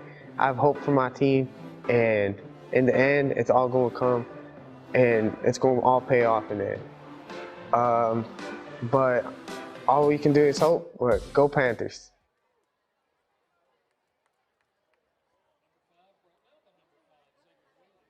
Austin Walker, and Walker went back a yard. Yeah, the Mustangs pinned them very deep on that punt. That was probably their best defensive starting position of the contest so far, putting the Panthers in a deep lying position. They've got to get out of here because they don't have a punter. 9:25, Nolan under center. He is going to give this one to, did not see who the exchange was, but he's not going to go very far. As a matter of fact, looks like no gain. Maybe a loss of a yard. And it will be a loss of a yard because it's 3rd down and 12. Yeah, the Mustangs have definitely loaded up the box here. And I want to say that I would probably try to come over the top, but you are right, Neil. They do not have really a great punter right now because of various situations beyond their control. And so this is going to be one of those times where I'm glad I'm not the head coach. 3rd down and long, ball at the Liberty 2-yard line. Nolan under center, and it looks like he Maybe may they got 5. draw Madisonville offsides as there was contact at the line. We'll see what the call is. It is encroachment against Madisonville, and that is a huge 5-yard penalty against Madisonville. Yes, it is. Well, this will give them just a bit of breathing room. Now, here is where you can make the decision. Do you want to try to come over the top with something, a pass? And you're not going to be You're probably waiting not in going to the be end zone That's trying right. to throw it. That's right. In the event that there was a holding penalty, that's a safety. So They're loading Madisonville's loading the box up pretty good. Of course, we're in the double tights. Something to the outside might spring right here. Nolan trying to draw them offside again. And we are going to have a penalty marker down. And this one is going to go against Liberty. It's going to be half the distance there. And so they'll move this ball back. What was the call? It was a procedure call. Call a false start against them. There's some movement on the far side. So this little dance is happening. Get 5, lose 5. We call that the Texas two-step. And Liberty back in that position on 3rd down. They need 7 yards for the first. Are they on the 3 or the 2? They look like they're on the 3. I think so. This ball pitched out to Austin Walker, who comes across the 5, spins, Out to the 6. and he is going to get up to the 6 before being hammered out of bounds. It'll be short of the 1st down. Yeah, but it'll give them About just a a yard. bit of room if they're going to punt. And I'm sure they are going to punt, although they're only about a yard away. Coach Taylor is definitely known for risk-taking, so he might send the old team back out there and see if he can get a yard.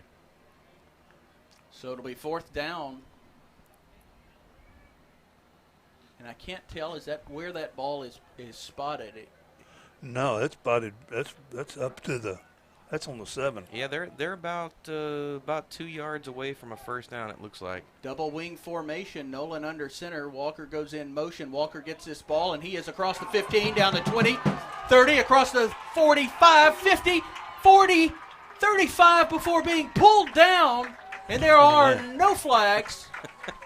And a huge pickup on 4th down, their second big 4th down conversion. Neil, how long was that? All night. Let's see, 21 and 43. What is that, 64? Yeah. Well, he's definitely not going to place at the Preakness, but that was a pretty darn good run. So, yeah, it was. And I hate to, my grandpa had a saying, and I can't say it here, but people with luck like that, you know. Well, we said it. Coach Taylor is not afraid to roll the dice. And you get stuff like that when you have no fear. Ball now at the 64 yards. Madisonville 29-yard line. This ball handed off to Mason Goodo, who goes inside, the 20. Up the middle, and he is going to barrel forward, and he is going to be probably about 2 yards short of the first. Are they going to give him? Are they going to give him the 20 or leave a little bit more? No, right on like the 20. The 20-yard line. That's 9 yards. So he needs to get to the 19 for the first down. Liberty started this drive on their 2-yard. Was it the 2-yard line they started this drive? On the 4, actually. On the 4. And then they backed up to the 2 at one point. Under 7 minutes in the third quarter, Liberty leading Madisonville 28-14 in Madisonville. Nolan hands this ball off up the middle. I think that's Manny Freeman, wasn't it? Manny Freeman barrels ahead to get to the 15-yard line. That is, well, they're going to give him the 15 or 14-yard line. Let's see what he. Nevertheless, whether it's the 14 or the 15, it's a first down for Liberty. Many hands make light work. Coach Taylor has the phrase row the boat, and that means all hands on deck, Neil. Everybody stepping up, everybody pulling their weight and doing it to get this Panther machine clicking and popping. Nolan gets the snap. This ball is handed off to Manny Freeman again. And he is still churning on his feet as he gets across the 15 down inside the 5. And that is down to the 4, huh? Down to the 4-yard line. A first down. It'll be first down and goal from the 4-yard line as the sticks drop. And only the down box survives. You know, I can't wait to ask Coach Taylor what he said to them at practice this week, because they are coming out and they are punching Madisonville in the mouth. And this is something that we did not see last week against Huffman. Multiple runners just getting up in there and churning their feet and lowering the boom. First down and goal. Freeman gets this ball again. This time he's going to get maybe back to the line of scrimmage. Trying to let him finish what he started there. And nothing doing there. The Mustangs kind of stiffening up their necks right here around the goal line. We are under 5 minutes and 30 seconds in the third quarter with a 28-14 Liberty lead. Second down and goal.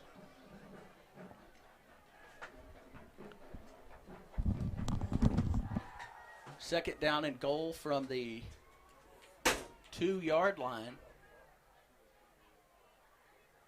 Freeman in the backfield.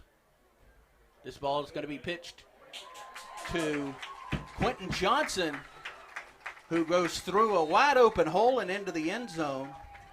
And we are going to have a touchdown, but an injury timeout. And Johnson getting up. He was down, but he's come off the field now. 34-14, Liberty over Madisonville. Okay, I stepped out. You do not get to count that one. I do get to count that one. Okay, so far the last 2 times I've stepped out, something great's happened. You're on a roll, Ross. You must be butter. 4:57 left to play. Liberty going for the 2-point conversion, leading 34-14. 4:57 left in the third quarter. Oh, that's going to be some confusion there. We had multiple Panthers moving on that. And illegal motion. Penalty is declined. The conversion is no good. 34-14. 4:57 left in the third quarter. Liberty Panther Sports Network will be back after this.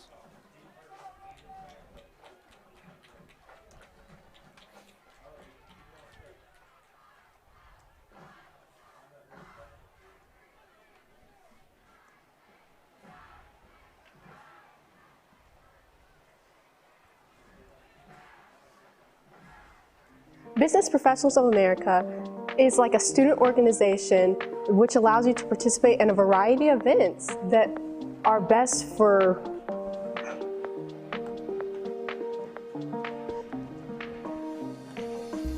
Hi, my name is Eve White, and last year I made it to the national level for Business Professionals of America.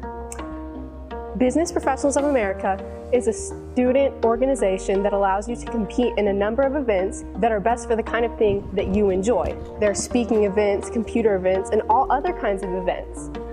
I participated in BPA for every year since I was a freshman. I'm now a senior, and I'm really excited for the upcoming year. Even when you don't place, Business Professionals of America can be a really fun organization. Go Panthers. Back in Madisonville, Ross Norwood, Neil Thornton, Joe Roberts on the Liberty Panthers Sports Network, and your Liberty Panthers with a 34-14 lead. 4:57 in the third quarter. They're getting ready to kick the ball off to Madisonville. 9 plays, 97 yards. Johnson goes in from the 3. This kick, another pooch towards the sideline. This time this ball rolls out of bounds. It'll be. Well, I thought that stuck and stayed in bounds. That he put the backspin on it. He did. It's like a chip shot. He has his 8-iron out right now, and he's going for the pin. That's 2 in a row that have looked pretty darn good. And will you say he stepped off the street this week? That's kind of how it's been at practice this week for the Panthers. Never sure who's going to be available, and the whole high school is rowing the boat at this point. Yeah, like they say when they're boxing, he just got off the couch. That's right. You know? The 12th man, he's looking up into the stadium lights there. Ross, you may get the call here in a minute. I hope you're football shape ready. So we're going to do this kick again, move it back 5 yards. This time, Jamal Holland kept his hands off the ball. He did not last time. And I think he may have got a little coaching after the last one. Liberty Panthers Sports Network, Joe Roberts, Ross Norwood, Neil Thornton, producer Richard Ewing. Shemp boots this one. Back towards the near side. It is going to be fielded by Lorenzo Johnson, who's going to run around. He's going to be taken down short of the 35-yard line. Flag, I would think a block. There is a late penalty marker. Yeah, he's pointing that way. I think it's a hold or a block. And that is exactly what it is, Neil Thornton. Good call there, as that flag came in a little late. How were his eyes better than mine, Ross? I just saw that. I want to redo on that. That's good contacts. 4:49 in the third quarter. Liberty leading Madisonville 34-14. Again, your Liberty Panthers going to start a 3-game home stretch next Friday night, 7:30 p.m. kickoff. Lady Panthers going to be having their ring ceremony at halftime and receiving the goodies that they rightly deserve and earned after that really awesome, magical playoff run and for the 4A state softball championship. How fast the summer went, Joe. It seems like just yesterday we were in Austin, Texas for that championship game. First down and 10 for Madisonville from their own 25. Burns drops back, has time, pulls the ball down, and he is going to take off and run, but he runs right into the back of one of his linemen. You know, if he hadn't run into his back, he was about to get eaten by number 44, Colby Ewing. He kind of shed that center and got back there quick, fast, and in a hurry. No gain for Burns. Oh, he got 5. It was on the 20, wasn't it? No, that's right. You're right. Thank you. See, I knew his eyes weren't good. that was trickery. Second down and 10 as Burns able to get back to the line of scrimmage. Liberty defense moving around quickly. Burns gets the ball. He's going to kick out to the outside, and he is going to go down at about maybe the 26-yard line. They are going to give him the 26-yard line, a gain of 1, and it'll bring up a 3rd down and 9. That was William Waldrop coming in with the stop there, and, man, just night and day. I'm going to keep saying it ad nauseum, although I'm sure I've said it already that way. I just cannot get over how much better they look this week. And Ross, you're going to get that magical interview with Coach Taylor. We're going to find out what he said. 3rd down and 9. Burns rolls out. He pulls the ball down, and he is swamped. Ball's on the ground. I think they knocked it loose, but he fell back on it. I'm not going to say that's a fumble that they recovered back, but it was close. Well, I turned into a fan on that one, Ross Norwood. He got held up and then lit up. Going to be a loss. It is going to be a loss of 1 yard, and it'll bring up 4th down and 11. They're going to give him 2 yards on that loss. Hopefully you can appreciate the sideline camera work that we have going on. Freshman Daxton Frazier on the sideline cam. Vladimir Morales stands at his 11-yard line to punt this ball. No deep man for Liberty. Morales gets the kick. Sends this one high. Nice spiral. And it's going to land at the 40-yard line, and it's still rolling inside the 25, and it is going to come dead at the 20-yard line. From their 26 to our 20. So that's 24 he said and he taught 30. Math. He said he taught math. 54-yard punt. The last one he punted was 48-yard punt. This one's a 54. That was a really pretty spiral, and then it took a great Mustang bounce. Still pretty darn good starting position for the Panther offense. 2:30 to go here in the 3rd quarter. Panthers leading 34-14. Liberty Panthers Sports Network, Joe Roberts, Ross Norwood, Neil Thornton on stats, producer Richard Ewing. And we are going to stay live as Liberty gets ready to come out for their second possession in the second half. 2:30 left in the 3rd quarter. Liberty leads Madisonville 34-14.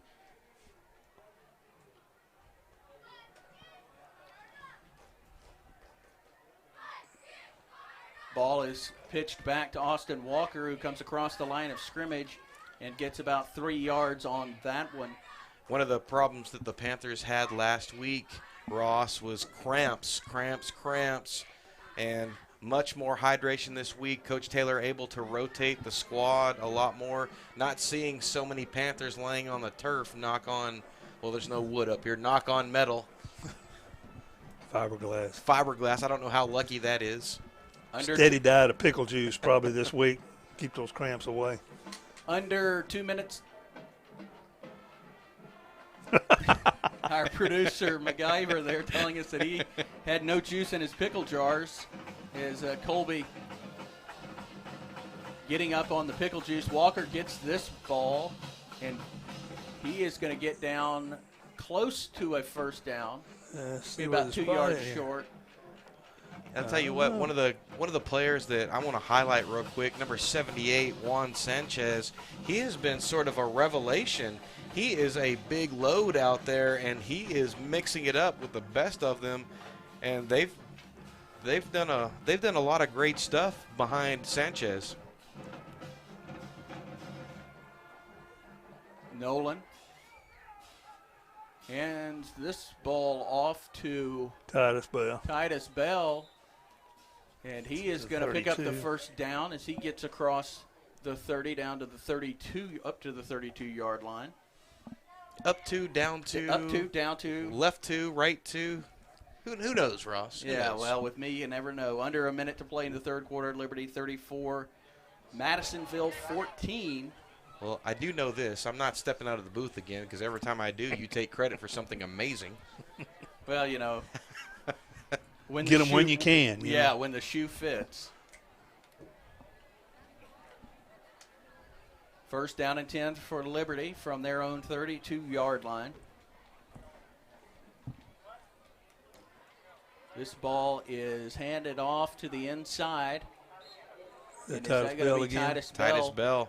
And he is going to pick up about 5 yards, maybe 6. They were trying to grab his legs and pick him up there, and that was a big old no on that as he kept on plodding forward. And that's probably going to do it for the 3rd quarter. Your Liberty Panthers 34, the Madisonville Mustangs 14, Ross. Liberty Panthers Sports Network will be back for the 4th quarter after this.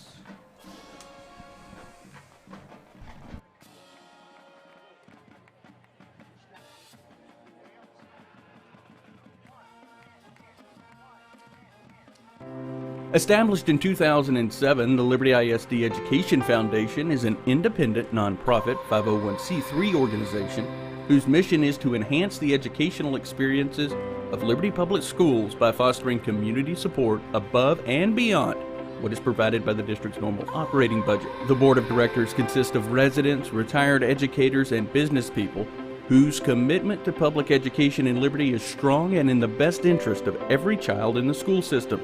The mission of the Liberty ISD Education Foundation is to help Liberty ISD enrich, maintain, and expand programs needed to ensure that each student reaches his or her full potential. The Liberty ISD Education Foundation believes that investing in our students today will return excellent leadership tomorrow.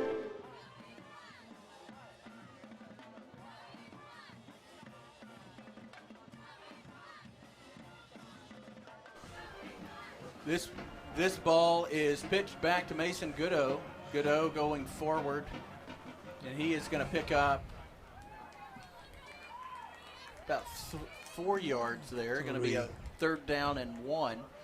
Well, Ross, I jumped the gun there. I came back before we were actually back. Panther Nation, 4th of the quarter, 11:36 to go, and your Liberty Panthers leading the Madisonville Mustangs 34-14. Want to thank our friends over at the Liberty Education Foundation, Bruce Wright and Company, doing a lot of good things. Some of the things that we're doing tonight brought to you in part by them. Ross, I know you know a thing or two about that foundation. They have done some very good work as the Madisonville defense loads the box, and we're going to get a timeout from Liberty. And as we're in this timeout, talk about the Education Foundation real quick, Ross. Well, one of the things that the education was founded, as you heard in the last commercial break, in 2007, and they have worked diligently since then to help teachers district-wide with projects that are beyond what the budget is by the school. And they have really done some neat things. A lot of STEM projects have been done district-wide. There's a robotics Yeah, that's one of the things that we've got at the high school. Jerry Lacefield getting a grant for that. Our own producer, Richard Ewing, getting a grant for some things. And myself, I was able to get some cameras a number of years ago to help get the photography program started. The Education Foundation doing a really, really awesome job helping out the CTE programs at the high school.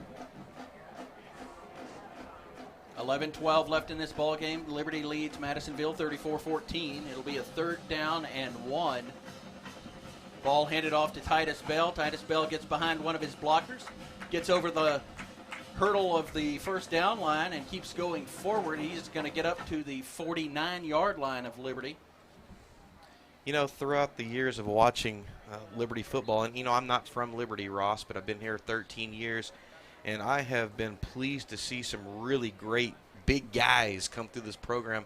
Omar Tebow a few years ago, Wesley Scott a couple of years back, and now Titus Bell. Just another one of those just giant guys that just really great individual student athletes and just get it done on the football field. As a defensive lineman, that's the last person you want to see coming at you. Exactly. And as an offensive lineman, that's also the last person. This ball handed off on the inside to Titus Bell again. Bell is going to barrel forward for about 5 yards.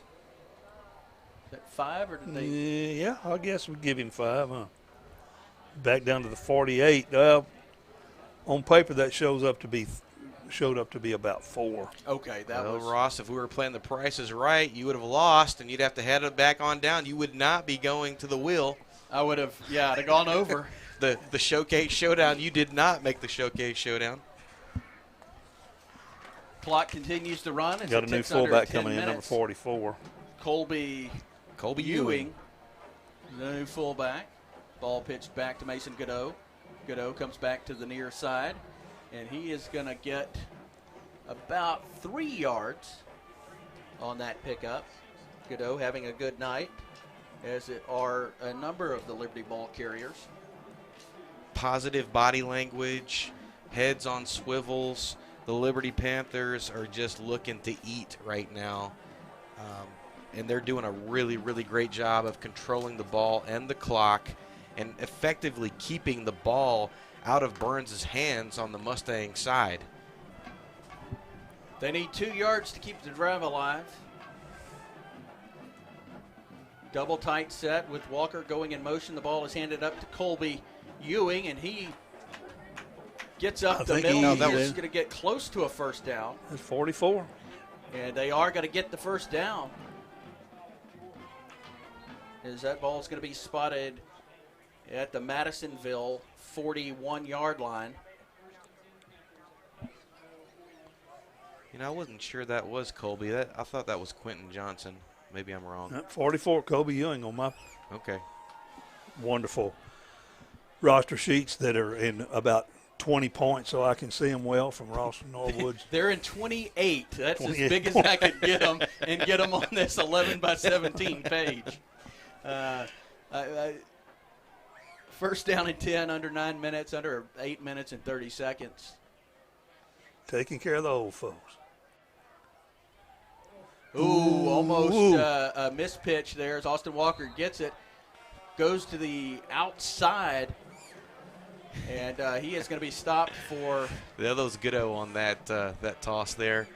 Yeah, he used the snow cone to catch that ball. You know, when something's going right, it just goes right, Ross. Now's the time to shoot your shot and go for it all. If you're on the sideline, you might be hitting up Coach Taylor. Coach, put me in. Let me see what I can do. I've got his cell phone number. I may call him right now and see if I can get some action here. I can kick for him if I get in one of them uniforms. No gain on the first down play. Second down and 10. Nolan drops back, rolls over. He has an open receiver. Mason Godot at the 20, and he is going to go unopposed into the end zone. 41-yard catch and run. Oh, when it is going right, it is going right. And right now, it's going right.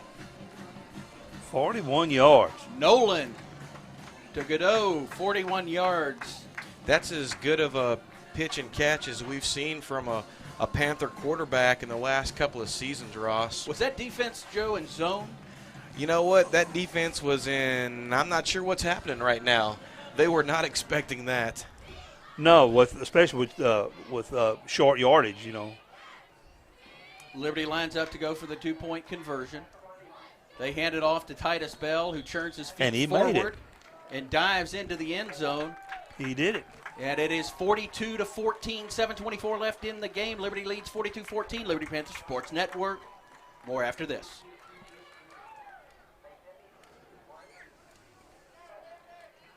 Hi, I'm Kennedy Mumphrey, senior. Okay.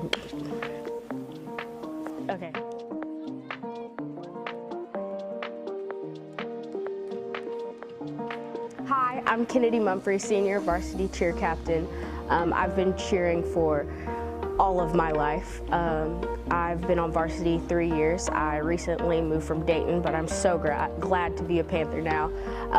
Our cheer team is pretty good. We're a family in its own. We sweep the competition at cheer camp this year, and I hope that sets the tone for the rest of the year. We have such an amazing team. Our varsity and JV are really, really good, and I'm excited to see what we do this year.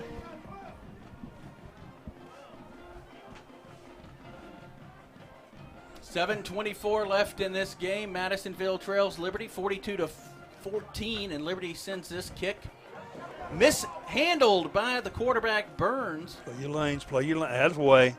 Picks the ball up, and he is going to be able to gain some yardage before being taken down at the Madisonville 33. No, that is not the 33. 27-yard line. 28-yard line. You know, well, you've only got a it's certain 5 yards number off. to That's pick easy to there, do. Ross. Relatively speaking, when we're talking about the universe, I was right on it. You were in the right church, just the wrong pew. Yes. And getting a sideline shot of our drum major. And my eyesight is just not super great, but the Panther band out there really doing some entertaining things. Sean Smith, the director there, getting those younglings ready for some contest here in a couple of weeks, I think. What? We're going to have a timeout as this ball was snapped, but right before the snap, Madisonville called the timeout. They trail Liberty 42-14, 7:16 left in this game. That scoring drive, while we got a little time Yeah. here, that scoring drive, 81 yards on 11 plays. The scoring play was Nolan, the good old 41-yard pass into the corner down there. 2-point conversion was good, bring the score to 42. What'd you say? 42? Yeah. 42-14. You know, I don't say anything, Neil. I'm just here. This is Ross Norwood's world, and you and I are merely players on the stage. He's made it his own. Go west, young man. First down and 10. Coming out of the timeout, Burns in the backfield. They were going to try a screen pass. They're going to do it again as he swings this one. Ball is going to go down on the turf before it makes it to his receiver, Jamal Holland. Holland going down as that ball skipped right into his hands. I will say this. I am fairly confident that the Mustang coaching staff did not expect this to happen. Yeah, this is something that they're not used to. You know, they played die ball last week, and die ball they handled fairly well. Ball's going to be kept by Burns, who goes across the 30-yard line, and he is going to be taken down about the 31-yard line. Looks like it's going to be Chase Van Shiver with the stop on that. First time we've called his name, although he has been involved in several defensive stops. Clock continuing to move here, which is nice for us. Got out a long drive home. 7:30 p.m. kickoff with a 2-hour away game time. I'm glad we don't have cross country in the morning. I can sleep in my little Betty bye. Max Protect has one back to each side. Burns hands Burns this to one, Burns. fakes the handoff. It is going to be a reverse. As, Played perfectly. Perfectly. Who was that defensive end? Well, you've got the great eyes, Neil. You better get over there and Was that- tell us. Who was that took out that lead blocker? See, I did not Boy, see that was great. They That was great. definitely strung that There out. goes the lead blocker off on one leg. Yep.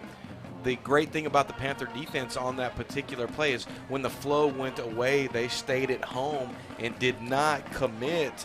And consequently, when they had that double reverse, That backside they were just right there for it. I'm telling you, that backside, I don't know if it was an outside linebacker or a backside defensive end, but he kept them wide and got some help. Devin Wheaton, the ball carrier for Madisonville. Morales back out to kick. He'll do it from his 21-yard line, and this one is going to be blocked, and it is fallen Partially on. blocked, yeah. Partially blocked, fallen on by Chase. Titus got a hand on it. Chase Van Shiver. I think Coach Taylor put some chili powder in their pants. That's the only thing that I can think of. They are playing out of their minds right now. Well, And you know what I think, and Sun Tzu says, this play that was down here when it was 4th and 7, inside the 5, it's 4th and 7, and they went for it. And it put them on death ground at that point. They were on death ground. They had to do it, and they found out they could do it. And since then, it's been all Liberty. It's a Sun Tzu, the famous football coach from Southern California, right, Neil? That's I it. believe so. He was at USC, I think, right before Pete Carroll. That's right, the art of war down there. First down and 10 from the Madisonville 37-yard line. The ball is pitched to Mason Godot. No, I think that was Mellinson, Landon Mellinson that time. Oh, man, that's I missed Godot. it. I missed it. I have And that's not Mellinson. That's Melanson. Melanson. Okay, there you go. See, I told you I'm not from around here. You got to help me right out. there. You right. A nice pickup on first down. It'll bring up second down and 3. Clock continues to roll with a 42-14 Liberty lead in a game that is the second of the season. And I was going to say something very eloquent there and then couldn't think of it. Ball at the 30-yard line. Handed off inside to Freeman. Freeman is going to get across. He did not. He came up just short of the 25. No, they're going to give him the 20. The 25, I think. 26-yard 26, line. yeah. I was ready for him to be able to say goes across the 25, but he gets down to the 26-yard line. It's good enough for a first down, and under 5 minutes in this one. Liberty really taking full control of this game, and I think Neil mentioned it earlier, that 4th down and 7 deep in their own territory. Not only did they pick it up, but they got a huge gain. 64-yard gain on that. Freeman, the ball carrier for Liberty. Well, you know you're doing your job when the opposing fans start heading for the parking lot, and that's what it looks like is happening over on the Mustang side. And that's a great feeling when the other guy is having that happen. It's not to such them. a great feeling when you're doing it. Freeman gets this ball down to the 23-yard line. Well, Ross, are we going to try out what we're going to try out today, or are we not going to do that? Whatever you want to do, Joe. Well, I don't know if producer Richard Ewing can hear me. Are we going to try out the sideline at the end of the game? And there is a dog pile. I'm going to hand this off to Joe Roberts. Joe Roberts, take it the rest of the way. All right. Hopefully we're going to get this to work. We got our sideline camera working, and we're going to attempt our first ever. Oh, there we go. Got the cheerleaders on the sideline camera. Daxton Frazier, freshman, on the sideline camera for us. And again, we're going to attempt to get Ross Norwood with a sideline interview here. Hopefully we got the technology working. He's going to go down there. I'm going to take over the rest of the way. 3 minutes to go here in Madisonville. Your Panthers in cruise control now.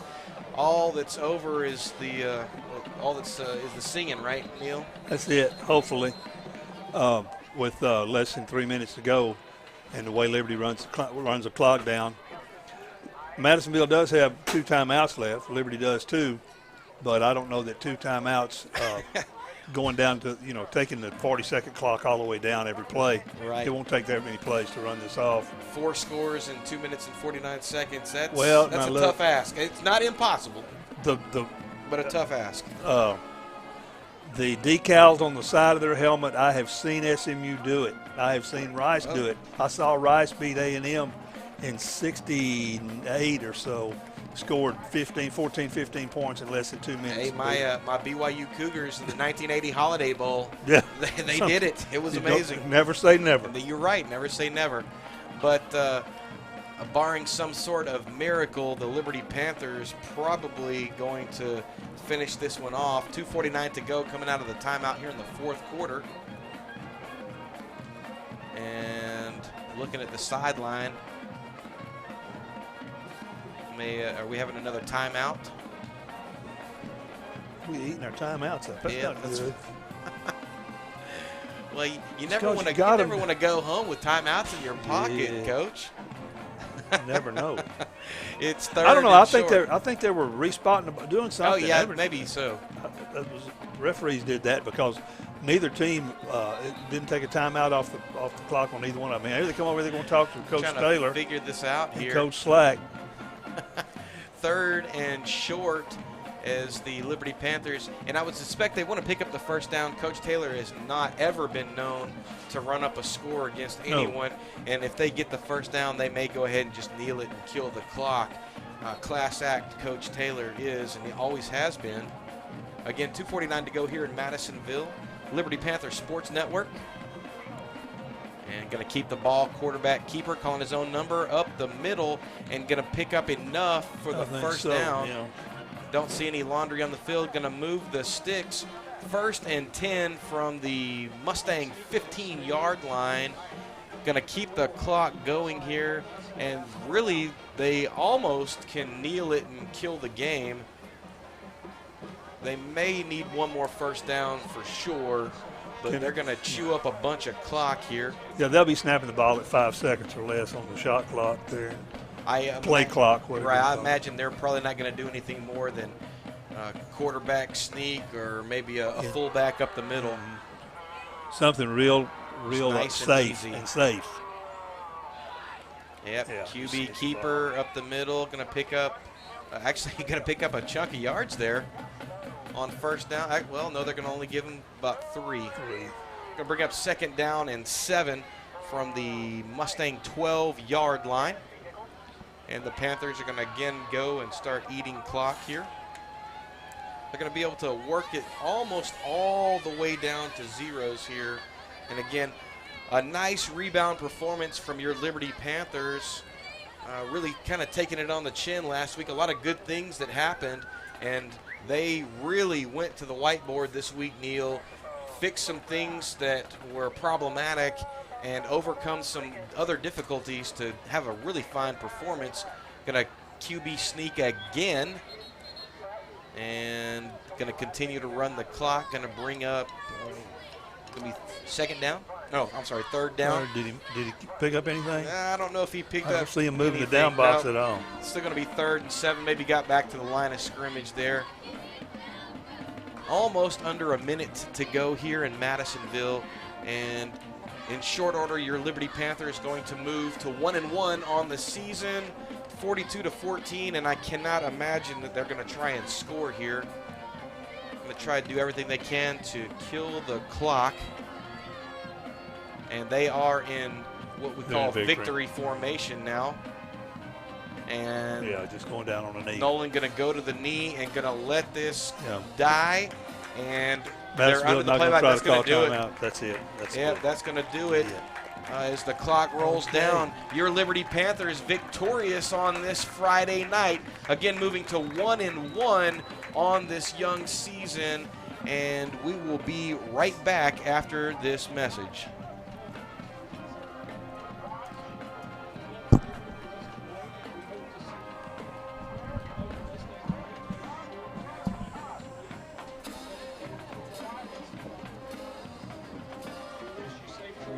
Established in 2007, the Liberty ISD Education Foundation is an independent, nonprofit 501c3 organization whose mission is to enhance the educational experiences of Liberty Public Schools by fostering community support above and beyond what is provided by the district's normal operating budget. The board of directors consists of residents, retired educators, and business people whose commitment to public education in Liberty is strong and in the best interest of every child in the school system.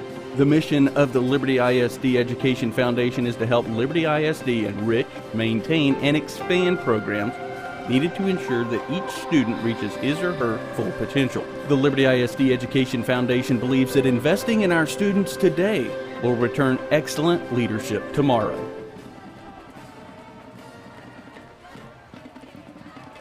Welcome back, Panther Nation. Liberty Panthers Sports Network. Joe Roberts, Ross Norwood, Neil Thornton on stats, producer Richard Ewing, and your Liberty Panthers again moving to 1-1 on the season, being victorious over the Madisonville Mustangs 42-14. And Neil Thornton, are you ready for some stats? I can do some stats, but the one that really stands out to me, Caden Nolan, 3 for 3 passing for 96 yards. Say that again. That sounded 3 sweet for 3 right here. passing for 96 yards. On the other side of the ball, Jeremiah Burns was 3 for 8 passing for 64 yards. Madisonville had only 101 yards total offense for the whole night. Liberty had 419 yards, and I don't know how many plays they ran. Let's see, 56 and 3, 59 plays, 59 offensive plays. So that kind of ball control, the score is about where it should be. In the second half, Liberty scored. It was all Liberty. Madisonville didn't score any in the second half.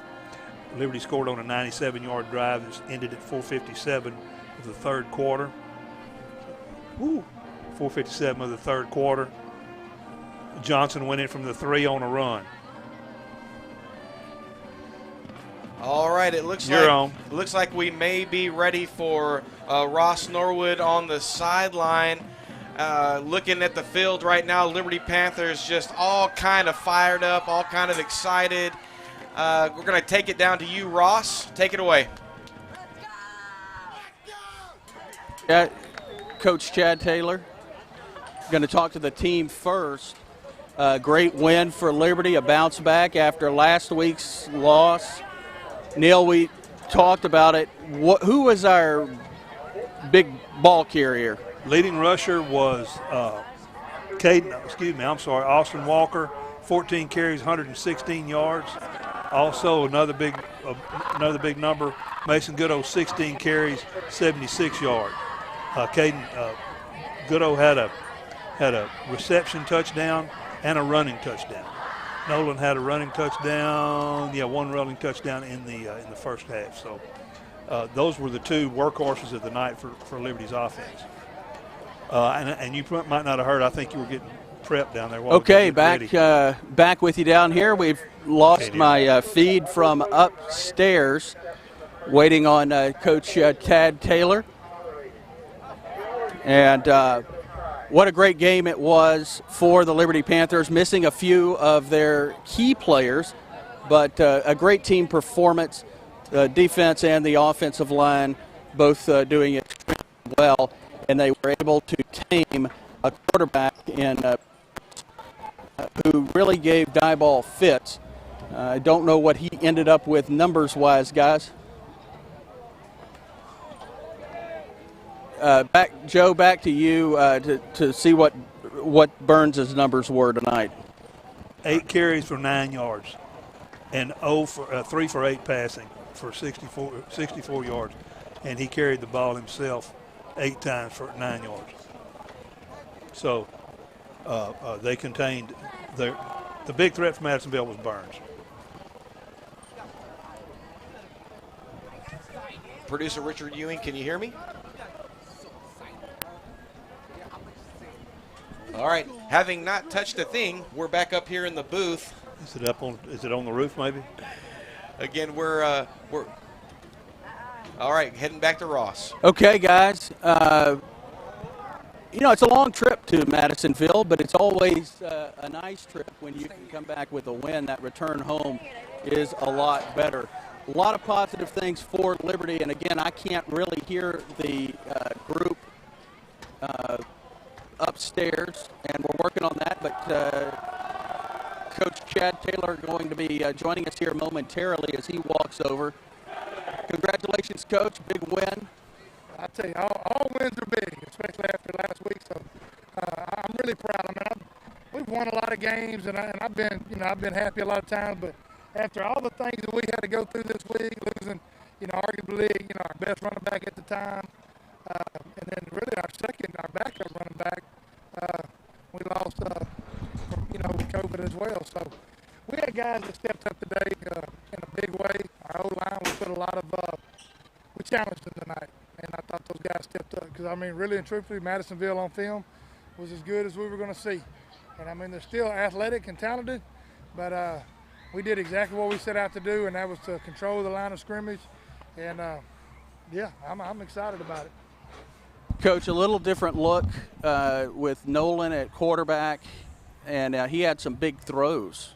Yeah, I tell you what, I think we might have been about, 3 for 3, 3 for 4. Probably close to 100 yards and a touchdown. I'm not even real sure what it turned out to be, but he made some real timely throws. We're getting better. That touchdown that he threw to Mason, Mason wasn't necessarily open right off the bat, but he threw a good ball and kind of threw Mason open. He made Mason go get it. And, it was a good throw and catch. I'm excited about that. Let's go upstairs. Joe, questions? All right, hey, Coach. I can't hear, so. Hey, Coach. Well, we are having some issues. I'm not getting my audio feed from upstairs. But biggest surprise of the game for you, Coach? I would never say that I'm surprised because, I always felt like our defense had a chance to be pretty good. And I thought, last week Madisonville did whatever they wanted to Dieball, offensively speaking. And so we really challenged our guys this week. They weren't very happy with their performance last week. They had a really good week of practice, and I'm really excited about the way they played tonight. We did what we thought we could do offensively, eat up the clock and score some points that way, but our defense really only giving up one score. That was unbelievable. All righty. Thank you so much, Coach Taylor, and have a good week. Yes, sir. Appreciate it. That's it from down here, guys. A great win for Liberty as they were dominating Madisonville from the very beginning, and they never let off that gas pedal. Joe and Neil. All right, Liberty Panther Nation, We're going to be live, LHSlive.net on Wednesday at 9:30 a.m. for special guest Christy Bean, the LHS choir director. And again, next week we'll be at home for a special ring ceremony at halftime. Your Liberty Panthers 7:30 p.m. kickoff. Going to start a 3-game homestand. Liberty Panthers Sports Network, Joe Roberts, Ross Norwood, Neil Thornton on stats, producer Richard Ewing. Thanks for joining us. We will see you next week. Field clearing out.